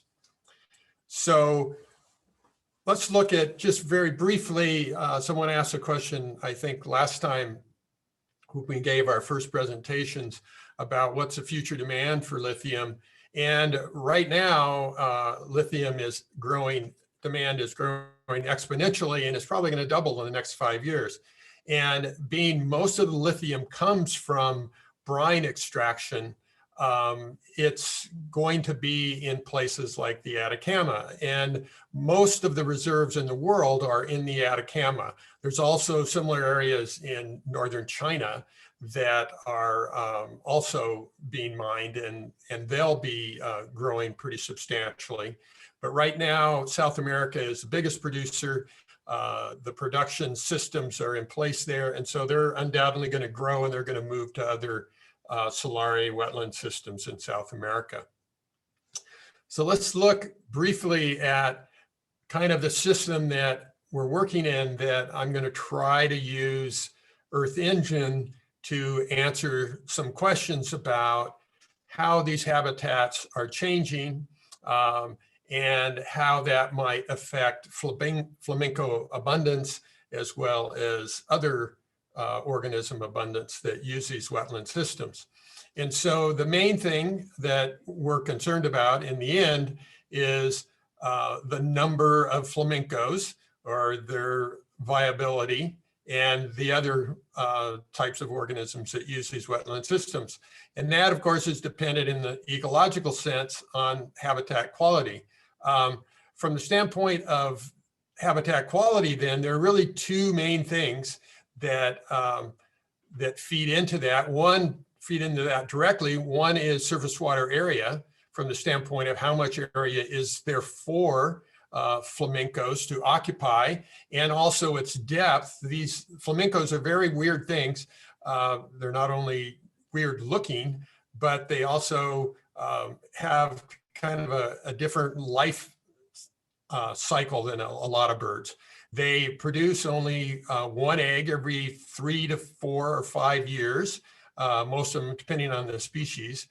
So they're not very fecund by any means. And so environmental situations can have a big effect on them. They build these nests out of salt in the middle of in the saline shallow areas of these salares. And so any rapid change or change in water area can not only affect the area that they can inhabit to build these weird little nests that they have, or actually fairly big nests, but also whether they get flooded at certain times and covered up. So direct surface water area is important. And then that also has an effect on the salinity, which is the white box here, of these systems, which controls the food abundance, which the flamencos eat. And you've seen pictures, I'm sure, of them upside down with their heads filtering back and forth in the water, getting out algae and other little animals that are in the water. And so they're dependent upon both surface water area, surface water salinity, which is dependent on area, and which then controls food abundance. Then the other things that are direct effects on flamencos is, one is temperature. If temperature is too cold or too hot, that can affect their ability to nest. They're very sensitive to direct kind of environmental habitat of their nesting sites. They're also temperamental in the sense they don't like to be bothered much. And so tourism is a direct effect. Now that's increasing. Mining has an effect, this lithium mining, other types of mining, from directly disturbing flamencos by wrecking their habitat, or just a bunch of people around. And then over here is this big mass of little boxes and arrows that control surface water area. And so these are the things that we're trying to tease out using various data. We're going to measure surface water area with Earth Engine using the kind of codes that Patrick has given us, the spectral mixture analysis to get surface water area. And then we're going to use the Terra climate data set to look at things that are climate factors. So things like precipitation, evapotranspiration of various sorts, runoff. The things that we can't get to very easily are things like groundwater. And you'll see in a minute that this is very important in these areas because of the lack of surface water. These are some of the driest places in the world, just a few centimeters at the most of precipitation a year, and sometimes many years go by without precipitation at all. So the things that are affecting runoff from the human standpoint are domestic use of water that extracts surface water, although it's limited. People are still doing that because it's whatever's there they want to use. And same thing for ag. And that also has a direct effect on the groundwater systems. And here we're talking about the freshwater groundwater systems, not the deep brine systems that they use for that they drill and pump out. Okay, so there are kind of two different sorts of environments in these areas. And as Patrick said, it's a fairly alien environment compared to the things we're used to working here in the Northern Rockies or the Western United States. And it's a lot like some of the area places we have in Nevada and Arizona, say, Eastern California, but to an extreme. And these solare systems, so saline lake, playa lake systems, we call them here. This is a couple examples of those. And so they'll have open water areas like you can see here on the left that again are big areas of saline water. But around the edges, you can see here some of the polygons that I've made to capture some of these areas. There's groundwater input. And you can see up here on the right, there's some other places. So these are all saline. They're not freshwater groundwater systems like we're used to, but they're way less saline generally than the stuff in the outside in the playas. And so these kind of groundwater wetland systems are relatively stable. The stuff out in the playa can be very, very changeable. So some years the whole playa will be flooded. There'll be lots of habitat. It's always saline, it's never fresh. In other years, it'll be completely dry. One of the things that's very difficult to find when you're doing spectral mixture analysis in these systems is a place where you can get an end member for water. There is really not very much water around. And so if you have to mostly use some of the areas that are these groundwater flow systems that are much more stable than the other areas. So there are systems like this, which have this mixture, or one like this, which is mostly this open kind of saline lake kind of system. And then there are systems like the Salar de Atacama itself, kind of the poster child of all this, that essentially never have flooding anymore onto the central part of the lake on the playa itself. So this area out here is obviously the big Playa Lake area, but it never receives runoff these days. It's anciently, it was a lake and it dried up and produced these big salt deposits, hundreds of meters thick now in these basins. But all the wetland systems that flamencos and other birds use are on these little systems that are called down there lagunas. And so the lagunas are these wetland systems that are saline, but fresher than anything out in the central part. And they're very restricted, but they change in size. And so to operate on these systems, you have to find all these things and you have to build polygons. So here on the right is a series of polygons that we've built for the Salar de Atacama that are big flamenco use areas. Some of those have names, and also areas that change in size, but mostly due to groundwater. Some of them a little bit from surface water, like this one up here. You can see this big, long, skinny one. This is a channel that receives surface water now and then, but they still mostly receive all their water from groundwater from the highlands that comes down out of the mountains, and then at the base of these big alluvial fan systems bumps into this huge impermeable salt system, salt deposit system down in the middle of the playas. And so the groundwater gets pushed up. And so one of the other problems with lithium mining is although they are pumping mostly brine out of the system for extracting lithium, to refine lithium, they need fresh water. So they put freshwater wells up around the margins of the playas and pump those over to their facilities to extract lithium in the refining process. So that can then have an effect on these wetland systems. Let's see, I want to go back one more. Let's see, go back to this a little bit. So again, the only thing we can measure easily here with Earth Engine or remotely is surface water area using the methods that Patrick has taught us this term. The other thing that we can actually get a little bit of handle on is food abundance, because flamencos use microorganisms in the water that are totally dependent on primary productivity. You can measure in the water primary productivity by looking at chlorophyll A. And people have done this in different places and also in flamenco habitats. And it's worked quite well in Africa where they've done this, and they've done a lot of ground truthing as well. And so our method to look at food abundance in these systems is to do an NDVI, but mask only for the water areas. So we're basically trying to look at these places when they're in their greenness or chlorophyll A in them. And you can see this visually in these things.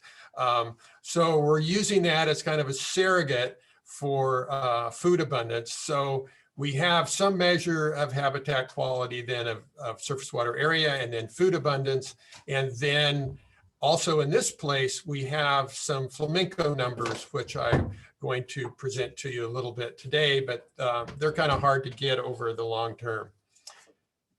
Okay, and so we'll start with looking at some of that count data so you can get an idea of what it looks like and what the numbers are. This is for one species. This is the Andean flamenco. And this data ranges from the 1980s up into 2018 or so.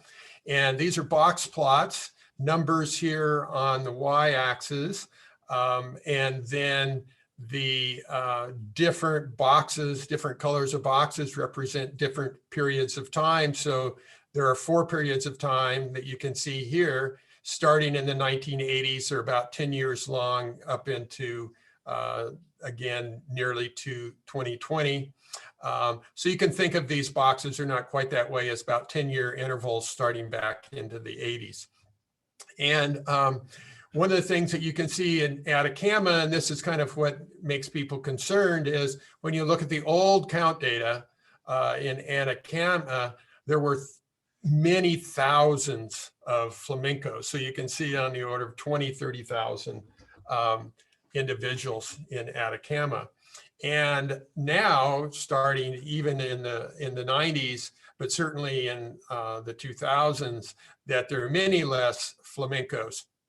And that if you look at some of this data a little closer, that sometimes you see kind of decreasing trends like this one here in winter months versus summer. So summer is when these organisms breed, when these birds breed here. In the winter, they're just using this as habitat to feed and grow.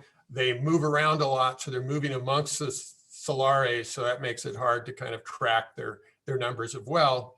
And then, so here's Atacama, and then here's 4 other solares, Huasco, Puxa, Sorori, and Tara, that people have pretty good numbers that we've gotten from our colleagues in Chile. And these again are long-term numbers. And collected by different people, different organizations, different times. So they're difficult to know exactly what their quality is. But again, some of these trends go up, some of them go down. And so the question is, what are controlling these numbers ultimately? But we're going to have to concentrate in Earth Engine, not on those numbers so much as these habitat quality things we can measure. So here's surface water area from the spectral mixture analysis. I'm not going to go into the methods. You all know those pretty well now. And I'm going to break these up too in the different important seasons for flamencos, summer and winter. Again, they're breeding season and they're just eating and getting fat season. And again, one of the things you will see in these systems is there's just massive variability, kind of no matter where you are in these systems, because they're very weird. You have 1 year of high storms and the slares will flood and you'll get these weird peaks like this one here in Wasco and this one down here in Sururi.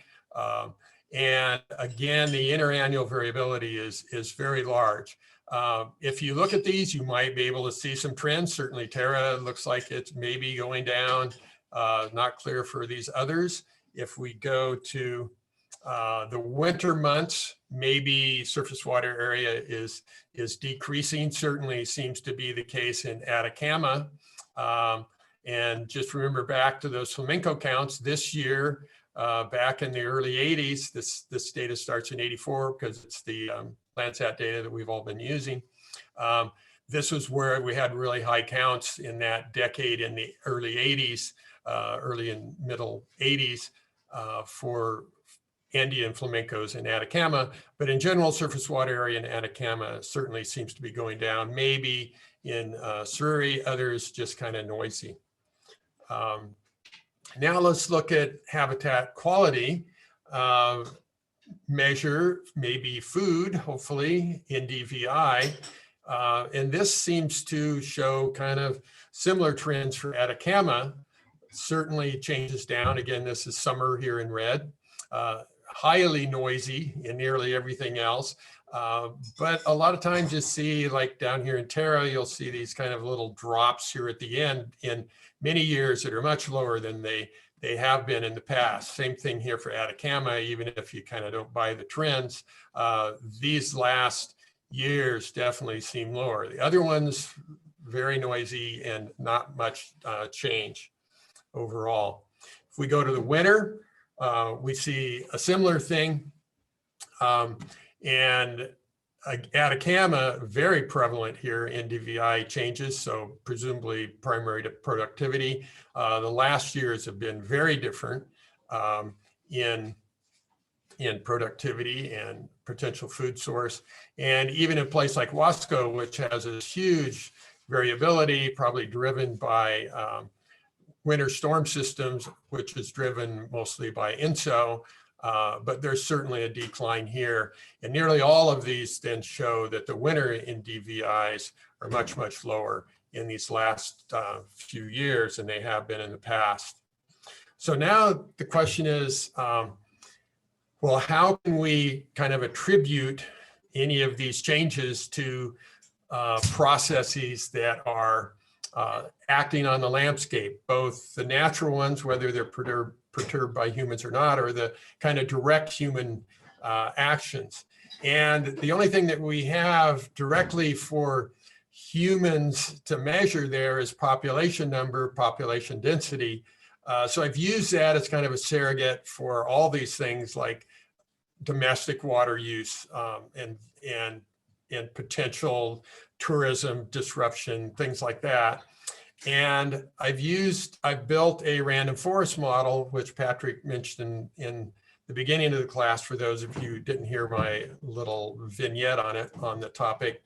And one of the nice things about random forest modeling is it doesn't have many underlying assumptions like standard parametric statistical tests like multiple linear regression has. And so it's pretty robust in systems that are with complicated data. And one of the nice things about it too is you can pull out with some messing around in R the importance of particular variables, and you can get a range in the uncertainty of those variables. And I won't go into how this all works. Again, see that folder on the shared drive that has my presentation and some other notes and stuff in there that would help you understand it. But you can run these examples then in random forest to look at the importance of various drivers, if you will. And so again, I put population number in here, which is, we'll say, is kind of the direct human actions on these systems. Again, only thing we have down here. And then the kind of typical things that we think about in the climate: minimum temperature, maximum temperature, runoff, which here is essentially nothing. So it isn't going to be as important probably as many places. Precipitation and potential evapotranspiration. So how dry it really is in the area. And we're operating here in the random forest, looking at all these drivers on the outcome, which is surface water area from our SMA analysis. And I've broken these up into winter and summer. So again, we can look at the breeding season versus the main foraging season for these birds and other organisms there. And one of the things that you see is, well, yeah, there's all these variables appear to be important.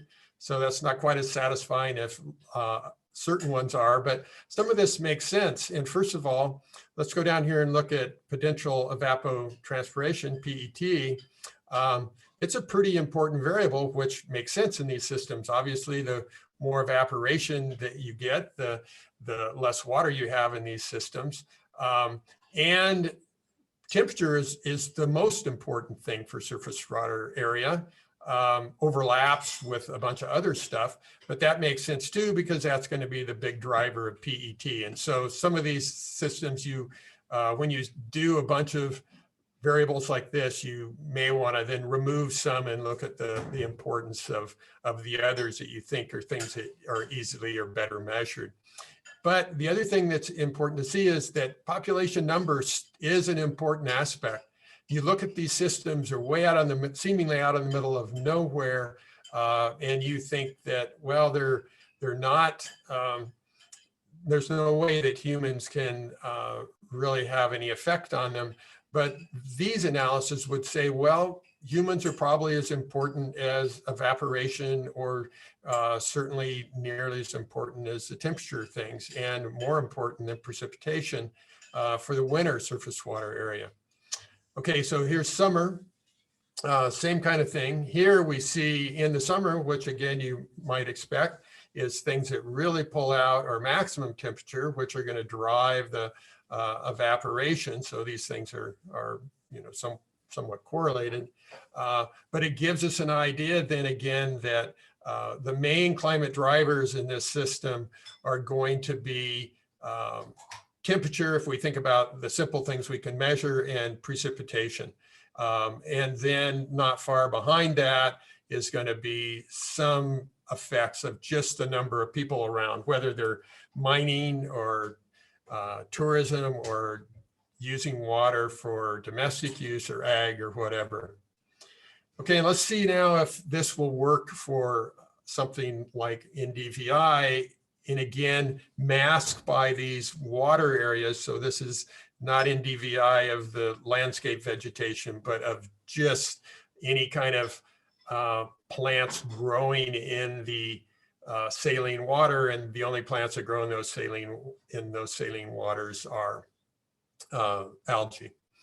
And here I've limited to the things that we would expect to be directly affecting the primary productivity. So the minimum, maximum temperatures, precipitation, because that changes the salinity. Again, it doesn't, there's not much rain here, so it couldn't possibly do too much. And then surface water area, which is how much groundwater is coming in. And so that will certainly have an effect on, should have an effect on NDVI productivity in these systems. One of the things I forgot to tell you about the random forest model, one of the things you also pull out of this is how much of the variance that you see in these systems is explained by the model you produce.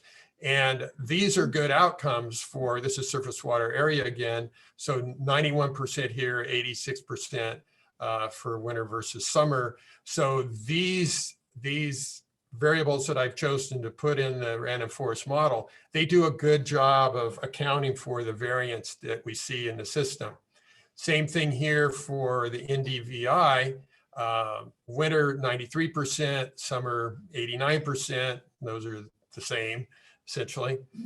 So these four variables can explain the surrogate for primary productivity in DVI quite well. And we see the main driver of that, of the NDVI would be surface water area, followed by temperature, mostly minimum temperature, which is kind of interesting. I kind of thought there would be kind of a maximum temperature that would drive these systems out.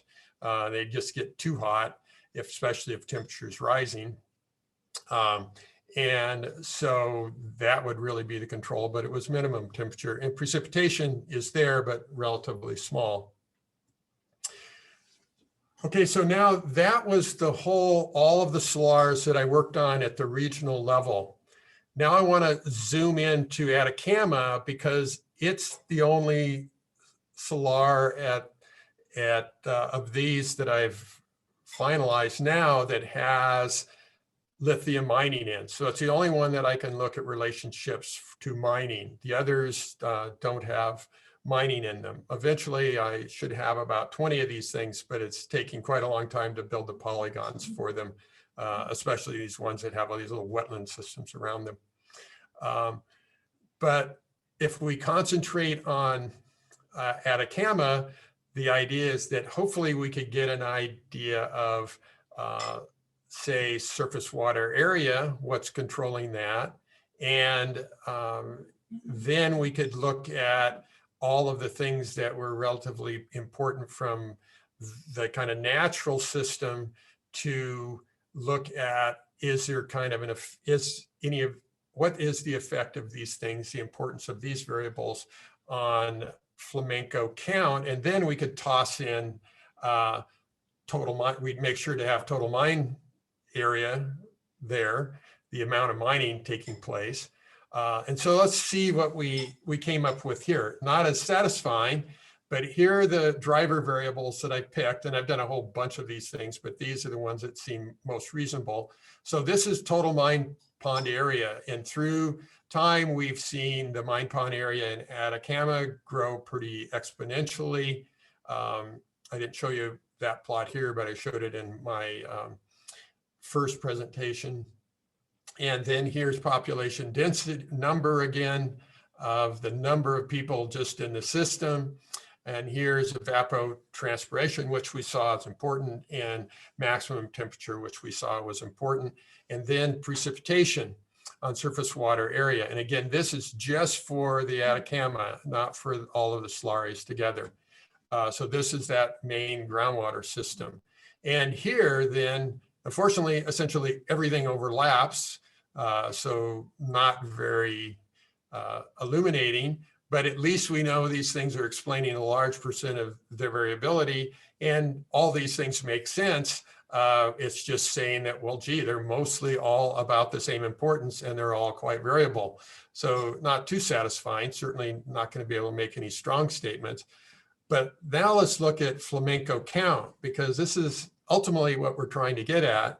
The counts at Atacama have been going on for a fairly long time, for about 25 or 30 or 40 years.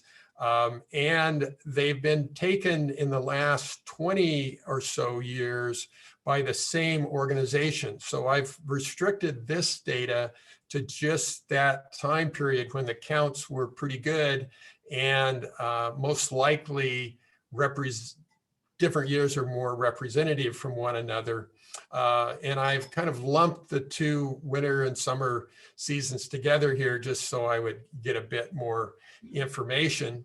And so here I've run the random forest on these variables as controls on flamenco count. And so you get this, this output here. And at first it's interesting in that you don't see any effect from total mine pond area. Some of this stuff makes sense. They're all, again, overlapping, but NDVI looks like the most important one, which makes sense. But now look at the percent of variance explained by this model. It is like non-existent. So it's minus 1.2%. So even though, and this is the thing you have to be careful with all statistical models, but especially random forest, that's why this coefficient of the model is hugely important. This model explains none of the variance of the system. So even though we can make these nice plots, they kind of make sense in a lot of ways. Over here, we would say, well, mining hasn't had any effect on flamenco counts yet. These are the important things. We can't really say anything because the variance explained is pathetic. So I'm going to end there because I wanted to try to keep this very short. But the moral of the story of working in South America is that we are starting to think of this kind of decarbonizing our future as kind of a panacea, but there really are a lot of effects that are distributed way away from where production and consumption of things like electric vehicles and electric storage and all the other electronics that we use, distributed away from where the main users are. I just ran into this picture when I was rummaging, reading something, and I thought, well, this kind of sums this up a little bit, that, you know, there are really downsides to developing a new technology to produce energy. And yes, there's huge reasons to do it, but we also have to keep in mind that we can have kind of direct ecological effects. Whether these effects are occurring in the Atacama, I think that it's hard to know right now, that the data isn't there, both in flamenco count, but it's looking like there certainly could be potentially these systems can be affected by mining. And we should know in the next 20 years because, or maybe even less, because the amount of mining will expand dramatically, both in places that are already occurring, like in Atacama, where is the largest mine, but still there's probably at least 12 other mines in the high Andes that are in existence now and that will expand and probably double or triple over the next 10 or 20 years.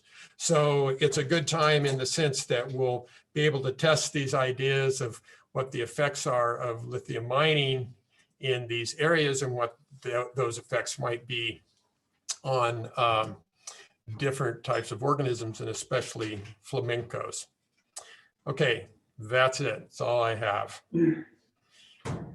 So that was an example of taking Earth Engine and pushing it through an entire, project scope, linking it back to statistics, using all the climate data and TerraClim that was in Earth Engine to pull it back into the water data and pulling in also the bird data with the flamencos. So I hope it gave you guys kind of a perspective on really what's possible in your own, especially students and graduate programs and the work you guys are doing, just how complex some of these things could be. We're at time now, so if folks do need to leave at 1, feel free to do so. But for those who like to stay on a little bit longer and ask any questions of Johnny's work, now is the time. So I'll open up to questions for Johnny. Johnny, I had a question. In so your initial box plots of the bird counts look like there was a big, a lot of the counts in the 80s in the Atacama were pretty high. But then there was like some values or a single value maybe that was driving it that was super low. Do you have any idea what caused some of that variability, or is that low point kind of the beginning of the crash, or was there something happening in the 80s?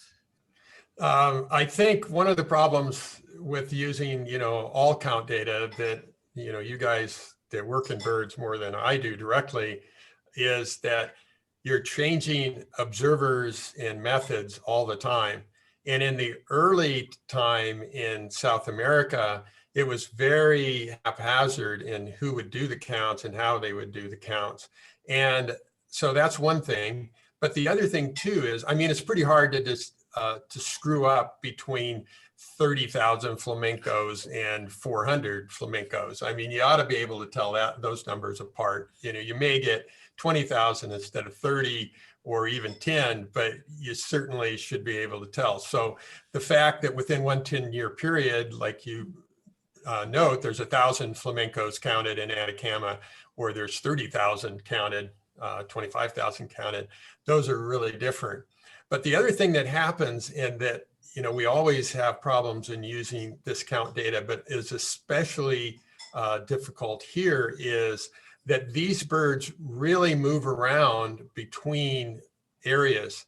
And so one of the things that can happen is that if there's a local storm system that comes in and floods out habitat, they'll move off to another Solari system where that didn't occur, because the weather is very local in this area. It's not like these big regional storms so much as we're kind of used to. And so this could easily be something like that, well, maybe this year, because again, this is a box plot over about 10 years of counts, maybe this year or these few years, the weather was bad, it was too hot, there was too much water, who knows? And so the counts were way down. And so it would look much more like these boxes. But these years, there was just really a lot of availability, and the habitat was really good. And so they were there. And I think, unfortunately, we can't know that. It could be partly in the county methodology, it could be partly in the environmental situations, but the numbers are so big and they're so different than these. It seems like, well, potentially there were a lot more birds there. You know, if you kind of add up all the birds that from these and other places they have counts, there were definitely a lot more birds counted in the old days, whatever that means. And now there are less birds counted, but at the same time, there are more people counting birds now than there were. So one would think you would see more birds. There are plenty of places in these areas that were essentially inaccessible before, that they've pounded four-wheel drive tracks into now, just to go and look at flamencos and camp out in these incredibly moonscape places that are just beautiful. And really alien just from tourists. And those get counted now that they were never counted before. So the short answer is I have no idea, but it's, you know, complicated when you start messing with these counts over long periods of time. So I take it like it's that low date isn't like 1989, like right before it kind of transitions. Yeah, I haven't looked at that, but I could go back and see. And that certainly could be that, you know, it was a big drop. And if it did, it's certainly not lithium mining, because lithium mining didn't really pick up until the 90s, or really even into 2000. That's when it really started growing. But I'll go back and look at that data for sure. And again, the Atacama data is better than the other Solari data, meaning that there were more people involved. It was more kind of rigorous, and they went to exactly the same places and counted for the exact same amount of time in exactly the same seasons, where these other Solaris, that wasn't the case so much. Cool. I have a Other question. questions for Johnny? I have a couple questions for you about, so your surface water area and your groundwater. Was I correct in understanding that you're using the surface water area as a proxy for groundwater? Or were you looking at groundwater a different way? No, I don't have any way to look at groundwater at all. So surface water area is just basically looking at habitat availability for the flamencos. What I have tried to use there is somewhere during the class, the term GRACE has come up, which is this satellite approach to look at gravity on the Earth. And from that, you can get total water storage in any place on the planet. and that data is monthly, the GRACE data. It's very difficult to use. You have to try to correct it, and it's also very coarse. And so I have run GRACE data for the Atacama region, and I used it to make some plots, and to run some random forest models. So that would be a measure of groundwater directly. And so I have done that. I've extracted it. The problem with the GRACE data is only available for a short period of time, about 15 years. And for some reason, I'm not quite sure why yet, there are missing data in it. So it must be just a processing thing because the thing's, spewing out data all the time. And so you end up with only about 12 years of data for the Atacama area. And then you really only have about 3 pixels that cover the entire area that I was working on these 5 solares. So it makes it exceedingly difficult to say, okay, here's how the groundwater is changing. When I use that data with those restrictions, I don't see any relationship between groundwater amount by GRACE and surface water area. So that's weird because especially if I, do it for the Atacama, which essentially all the water there is groundwater. It's certainly affected by runoff, but it's hugely, it's mostly groundwater. So, and again, the GRACE data is really hard to use at these scales, even though they seem big. They're not. Mostly people use GRACE data for like the entire Western United States, or at the best, the Central Valley of California, but they've done all kinds of manipulation and correcting with groundwater information that they have because they have a buttload of it there. There's essentially zero groundwater information, even though obviously the mining companies have it, but they won't release it. So it's even to the Chileans, our colleagues in Chile have never been able to get that data from them. So no, there is no measure of groundwater. It's a critical thing, but it's, as you know, it's really difficult to get any place, even the United States, but it's essentially impossible to get down there. I did kind of have a question that paired right into that. Looking at that Solaris environmental slide with the imagery on it, I was kind of trying to get my eye adjusted, and totally new area for me. Okay, Did you which one? go in? This one? Right above that. I think it's the one right above that. This one. Mm-hmm. Yeah.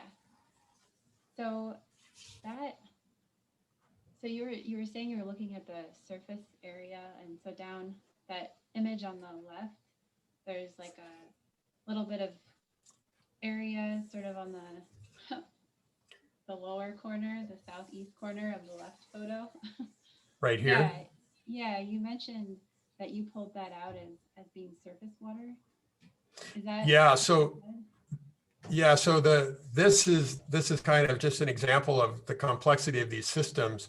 So this big polygon is the area, and really I probably should have taken some of these out, but you can see in the imagery at some time that water will flood into most of this area.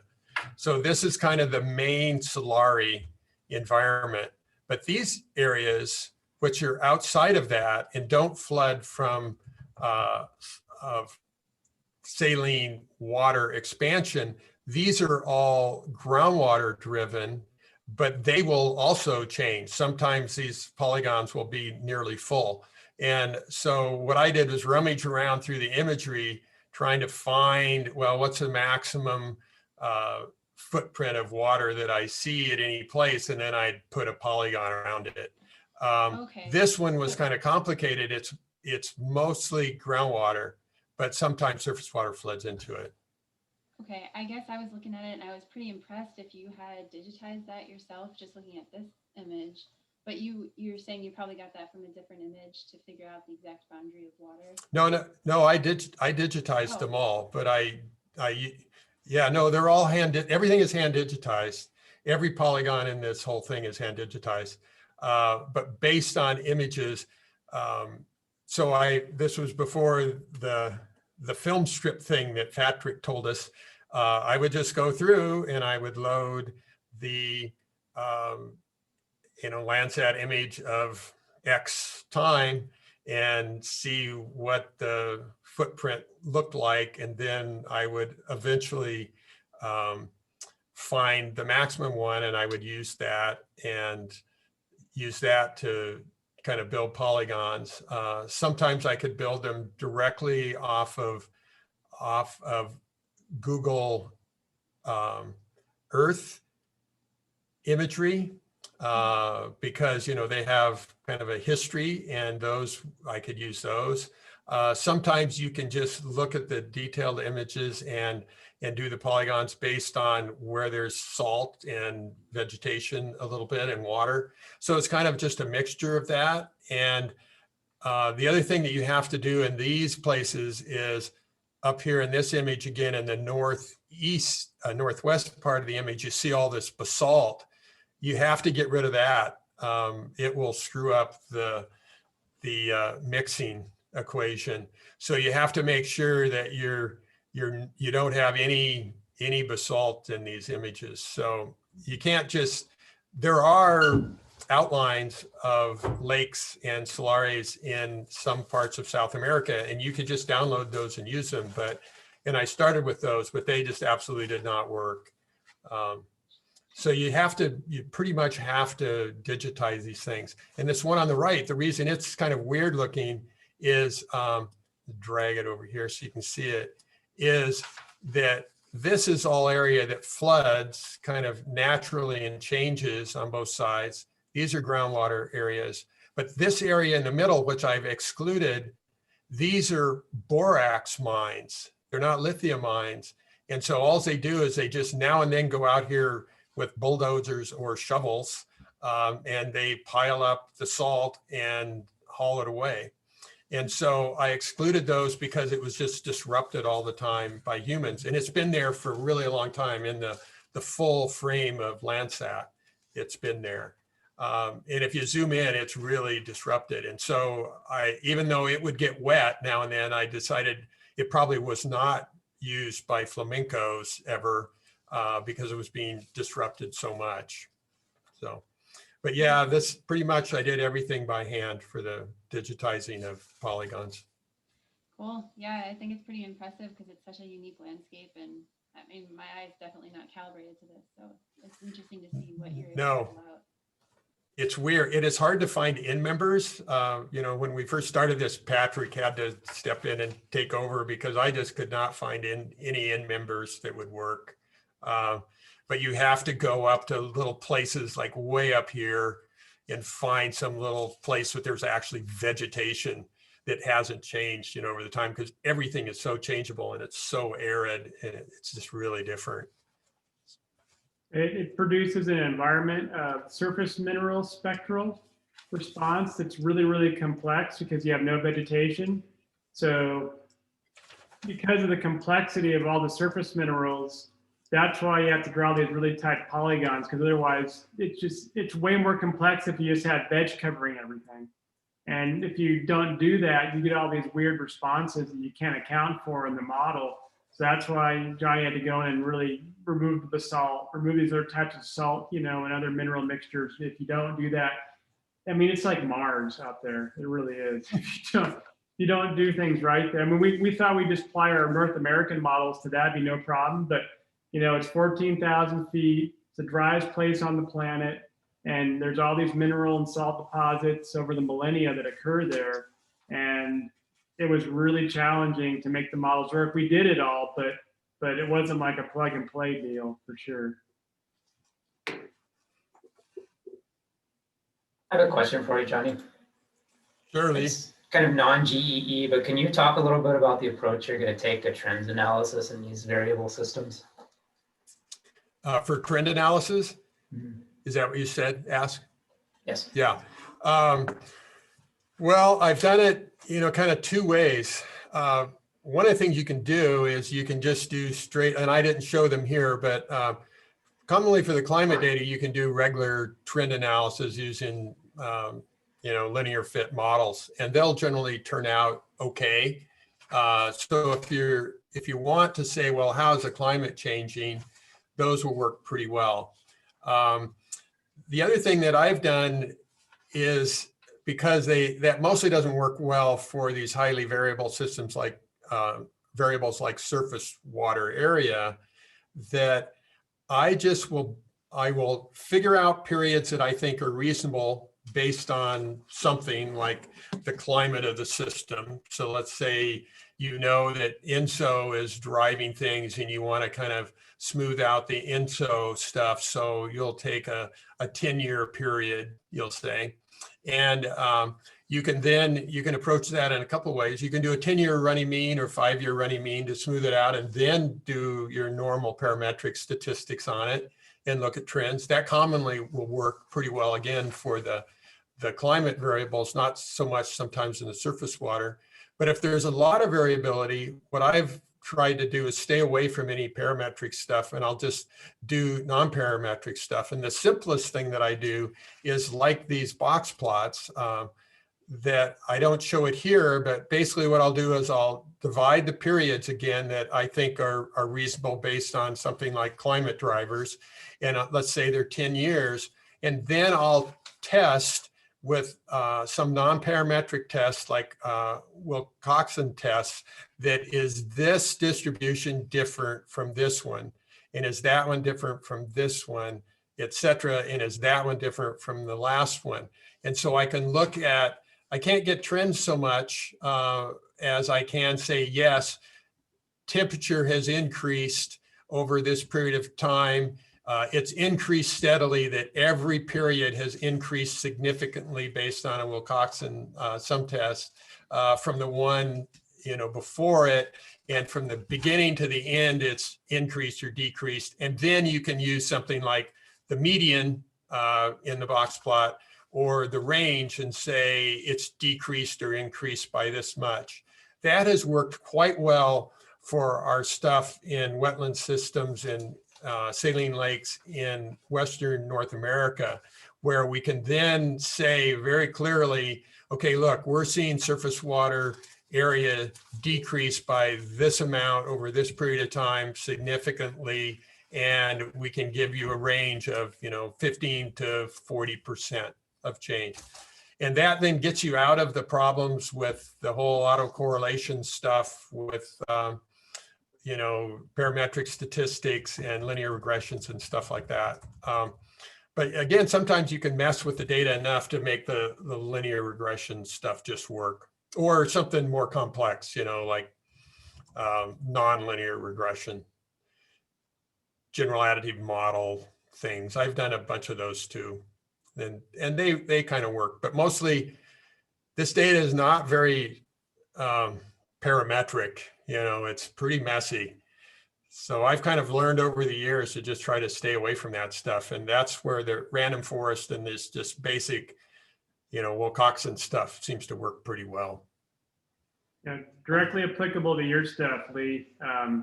With NDVI, you see those same patterns of variance that track precip that drive these wetland systems. And so dividing, the 30 or 40 year period up into 2 or 3 chunks of trend, and then just comparing that, is it different and changing over time? You're comparing trends is what you're essentially doing when you look at those means within a trend. And that's what I would suggest your work is the way to go. That's what I thought about. Maybe just coming out with arbitrary time chunks. I think that kind of stopped me because I felt a little iffy about that for the Wilcoxon. Yeah. I mean, you can base it on kind of that INSO, Pacific Decadal Oscillation, kind of, 10-year, kind of looking at 10-year groups, that way. You can kind of get around 10. There's some ecological, sense that can be made about that too, where you see these swings and upticks and downticks and overall precip patterns, snowpack that validate that length of time that you're comparing, or something around those lines. So you don't just hey, I just picked this because I saw a trend and I wanted to maximize differences. That's something you can do too, or just divide it in half and go early, late. I've kind of thought about that approach. Just take my time period and split it in two. Yeah, Just as a rough cut. that's a good way to do it. Cool. Thanks. Sure.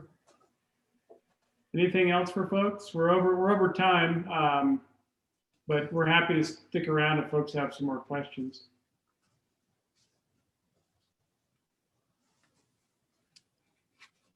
All right.